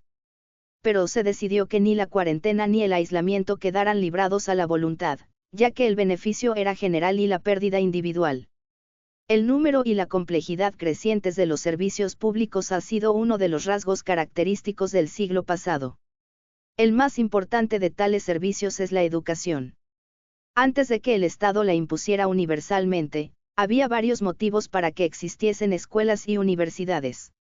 Había fundaciones piadosas que databan de la Edad Media, y fundaciones seculares, tales como el Colegio de Francia, hechas por monarcas renacentistas esclarecidos, y había escuelas de caridad para los pobres intelectualmente dotados. Ninguna de estas instituciones tenía por finalidad el beneficio. Había, sin embargo, escuelas que sí perseguían ese objetivo, son ejemplos de ello Dote Boys Hall y Salem House. Todavía existen escuelas concebidas comercialmente, y aunque la existencia de las autoridades educativas impide copiar el modelo de Dote Boys Hall, tienden a poner el acento sobre la elegancia más que sobre un elevado nivel de logros docentes. En general, el móvil del beneficio ha tenido poca influencia en la educación, y esta poca influencia ha sido mala. Aun cuando las autoridades públicas no lleven a cabo por sí mismas los trabajos, creen necesario controlarlos. La iluminación de las calles puede ser hecha por una compañía privada, pero ha de hacerse, sea o no remuneradora. Las casas pueden ser construidas por empresas privadas, pero la construcción es regulada por reglamentos. En esta cuestión, se suele reconocer que sería de desear una regulación mucho más estricta.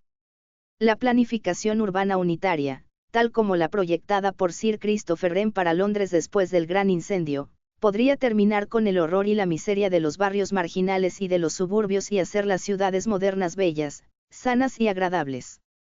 Este ejemplo ilustra otro de los argumentos contra la empresa privada en nuestro muy cambiante mundo.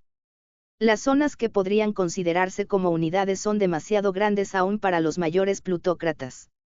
Londres, por ejemplo, debería considerarse como un conjunto, puesto que un alto porcentaje de sus habitantes duermen en una parte y trabajan en otra. Algunas importantes cuestiones, tales como el Canal de San Lorenzo, implican vastos intereses localizados en diferentes lugares de dos países. En tales casos, ni siquiera basta un solo gobierno para cubrir un área suficiente. Las personas, las mercancías y la energía se pueden transportar mucho más fácilmente que en el pasado, con el resultado de que las localidades pequeñas tienen menos autarquía que cuando el caballo era el medio de locomoción más rápido. Las centrales eléctricas están adquiriendo tal importancia que, si se dejaran en manos privadas, se haría posible una nueva clase de tiranía, comparable a la del barón medieval en su castillo. Es obvio que una comunidad que depende de una central eléctrica no puede tener una seguridad económica mínima si la central es libre de explotar al completo sus ventajas monopolísticas.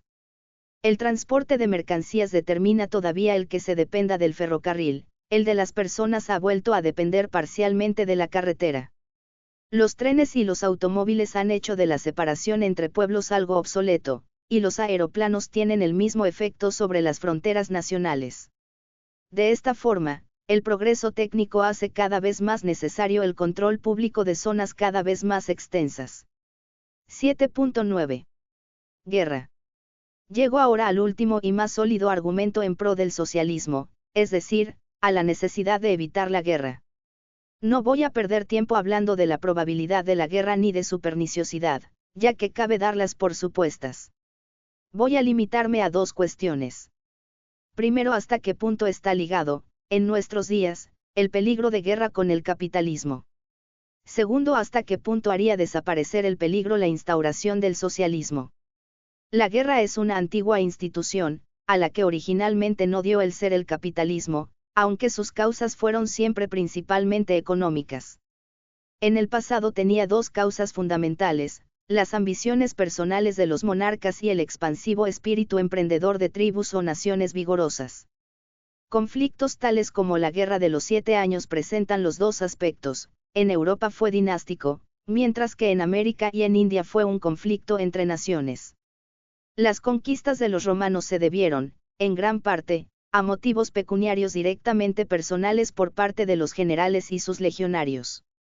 Pueblos de pastores, como los árabes, los hunos y los mogoles, se han lanzado repetidamente a una carrera de conquistas a causa de la insuficiencia de sus primitivas zonas de pastos. Y en todos los tiempos, excepto cuando un monarca podía imponer su voluntad, como en el Imperio Chino y en el Bajo Imperio Romano, la guerra se vio favorecida por el hecho de que los machos vigorosos, seguros de su victoria, gustaban de ella, mientras que sus hembras los admiraban por sus hazañas. Aunque la guerra se ha alejado muchísimo de sus primitivos orígenes, estos antiguos motivos sobreviven y deben ser recordados por los que quieren que la guerra desaparezca. Solamente el socialismo internacional puede proporcionar una salvaguarda completa contra la guerra, pero el socialismo nacional en todos los países civilizados más importantes podría, como trataré de demostrar, hacer disminuir enormemente sus probabilidades.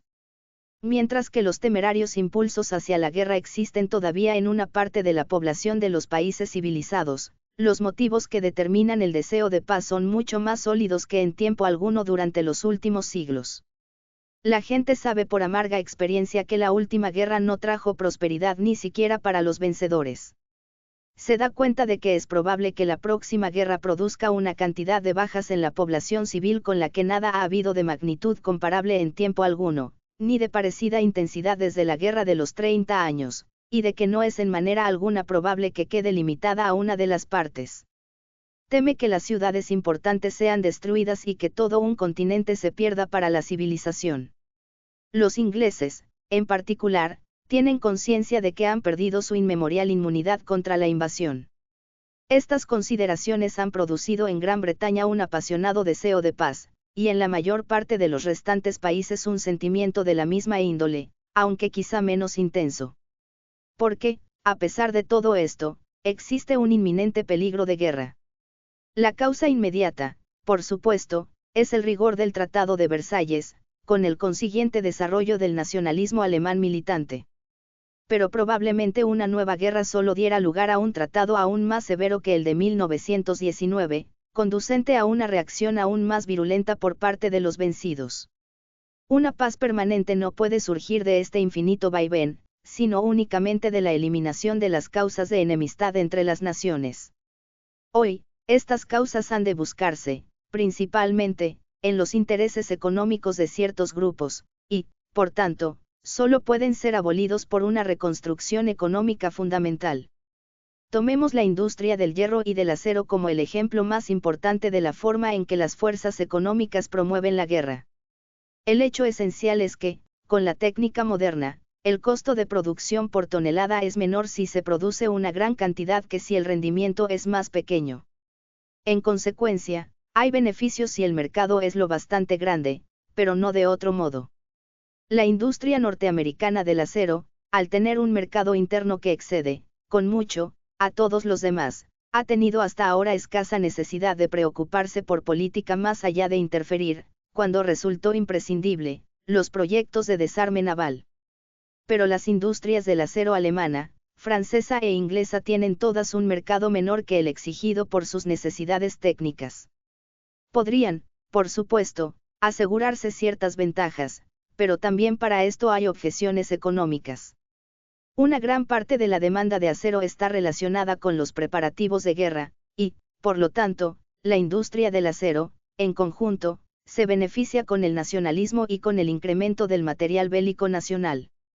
Por añadidura, tanto el Comité des Forges como el Trust alemán del acero confían en machacar a sus rivales en lugar de tener que repartirse los beneficios con ellos, y como los gastos de guerra recaerán principalmente sobre otros, estiman posible considerar el resultado financieramente ventajoso.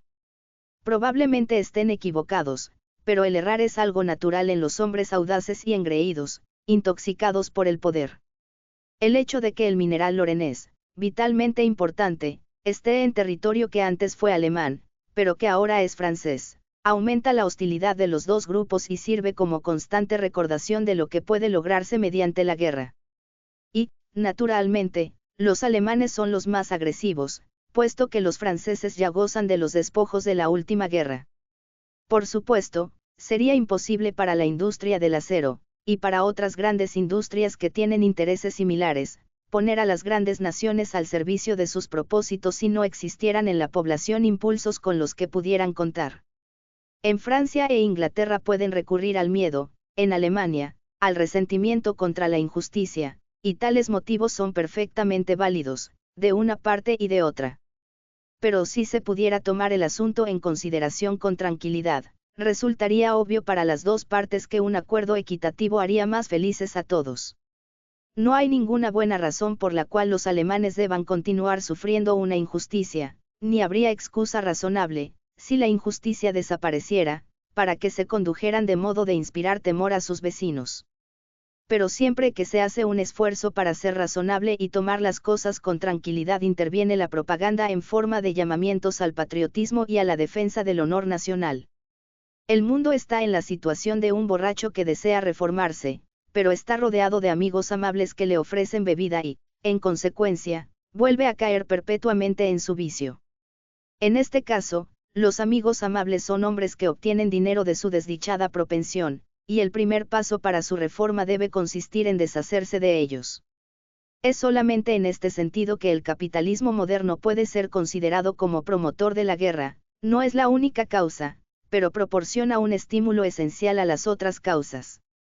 Si dejara de existir, La ausencia de este estímulo no tardaría en hacer ver a los hombres lo absurdo de la guerra ni en inducirles a buscar acuerdos equitativos que hicieran improbable su futuro acaecimiento. La solución completa y definitiva del problema planteado por la industria del acero y otras con intereses similares solo puede encontrarse en el socialismo internacional, es decir, en el manejo de aquellas por una autoridad representativa de todos los gobiernos afectados. Pero es probable que la nacionalización en cada uno de los principales países industriales baste para hacer desaparecer el apremiante peligro de guerra. Porque si la dirección de la industria del acero estuviese en manos del gobierno, y el gobierno fuese democrático, su producción no estaría orientada al provecho de ningún particular, sino al provecho de la nación. En el balance de las finanzas públicas, los beneficios conseguidos por la industria del acero a expensas de otros sectores de la comunidad serían compensados por pérdidas en algún otro campo, y como ningún ingreso individual fluctuaría con las ganancias o pérdidas de una industria aislada, nadie tendría motivos para promover los intereses del acero a costa de la comunidad. La producción de acero incrementada a causa de un incremento en los armamentos, aparecería como una pérdida, puesto que haría disminuir la provisión de artículos de consumo a distribuir entre la población. De este modo, los intereses públicos y los privados estarían en armonía y desaparecerían los motivos para propaganda engañosa. Queda algo por decir acerca de la forma en que el socialismo remediaría otros males que hemos estado considerando. En lugar de la búsqueda de beneficios como móvil conductor en la industria, habrá una planificación gubernamental.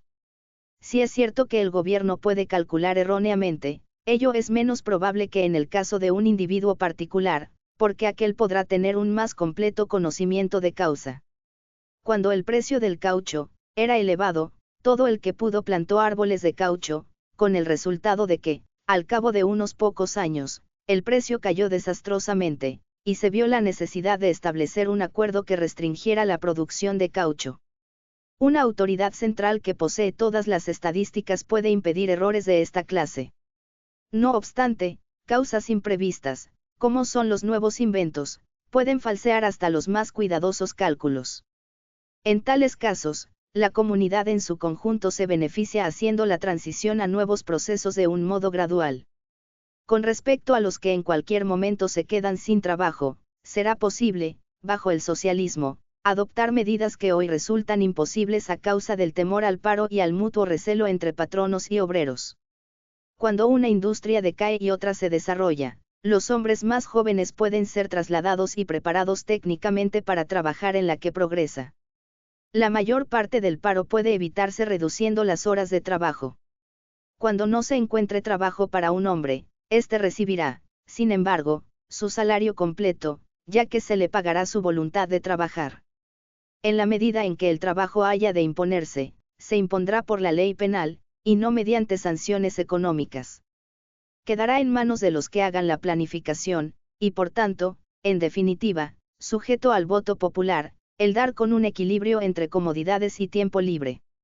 Si todos trabajan 4 horas diarias, habrá menos comodidades que si trabajan 5. Cabe esperar que los progresos técnicos serán utilizados, en parte, para procurar más comodidad, y, en parte, para proporcionar más ocio. La inseguridad económica ya no existirá, excepto en la medida en que persista el peligro de guerra, ya que todo el mundo recibirá un salario, a menos que sea un criminal, y el gasto de los niños será soportado por el Estado. Las mujeres no dependerán de los maridos, ni se permitirá que los niños sufran gravemente a causa de los defectos de sus padres. No habrá dependencia económica entre unos individuos y otros, sino entre todos los individuos y el Estado.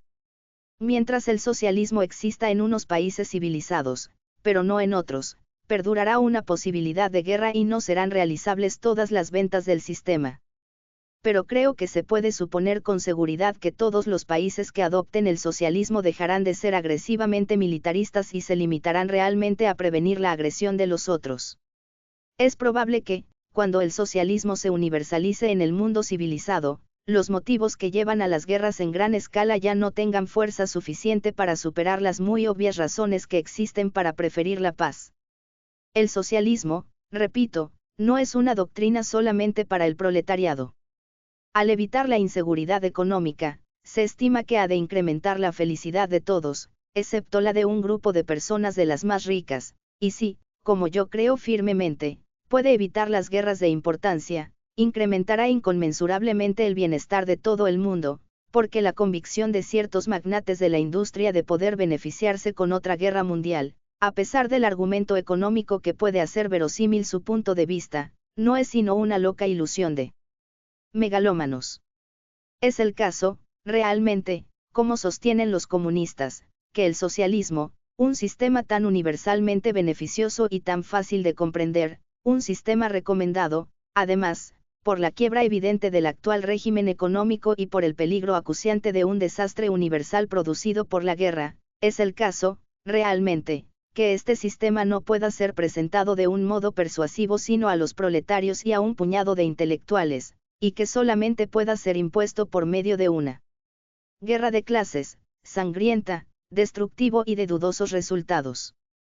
Por mi parte, me resulta imposible creerlo.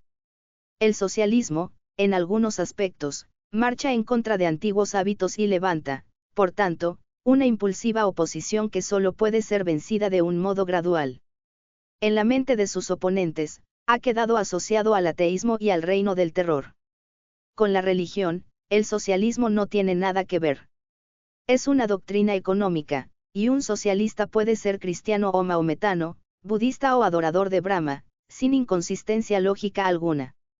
En cuanto al reino del terror, ha habido muchos reinos del terror en tiempos recientes, principalmente del lado de la reacción, y donde el socialismo llegue como rebelión contra alguno de ellos, es de temer que herede parte de la fiereza del régimen que lo antecedió. Pero en los países donde todavía se permite cierto grado de libertad de pensamiento y de palabra, creo que la causa del socialismo puede ser presentada, con una combinación de entusiasmo y paciencia, de modo de persuadir a mucho más de la mitad de la población. Si, cuando llegue la oportunidad, la minoría recurre a la fuerza ilegalmente, la mayoría habrá de emplear la fuerza, por supuesto, para neutralizar a los rebeldes. Pero si el trabajo previo de persuasión se ha llevado a cabo adecuadamente, la rebelión tendría que ser tan evidentemente desesperada, que ni siquiera los más reaccionarios la intentarían, o, si lo hicieran, serían vencidos tan fácil y rápidamente, que no habría ocasión para que se instalara un reinado del terror. Cuando la persuasión resulta posible y la mayoría aún no ha sido convencida, el recurso a la fuerza está fuera de lugar. Cuando una mayoría ha sido persuadida, la cuestión puede dejarse a la función ordinaria del gobierno democrático, a menos que las personas fuera de la ley estimen oportuno provocar una insurrección. Impedir tal insurrección sería una medida semejante a la que cualquier gobierno puede adoptar, y los socialistas no tienen más motivo para recurrir a la fuerza que los que puedan tener otros partidos constitucionales en los países democráticos. Y si los socialistas han de tener alguna vez fuerzas bajo su mando, será solamente por persuasión previa que habrán podido adquirirlas.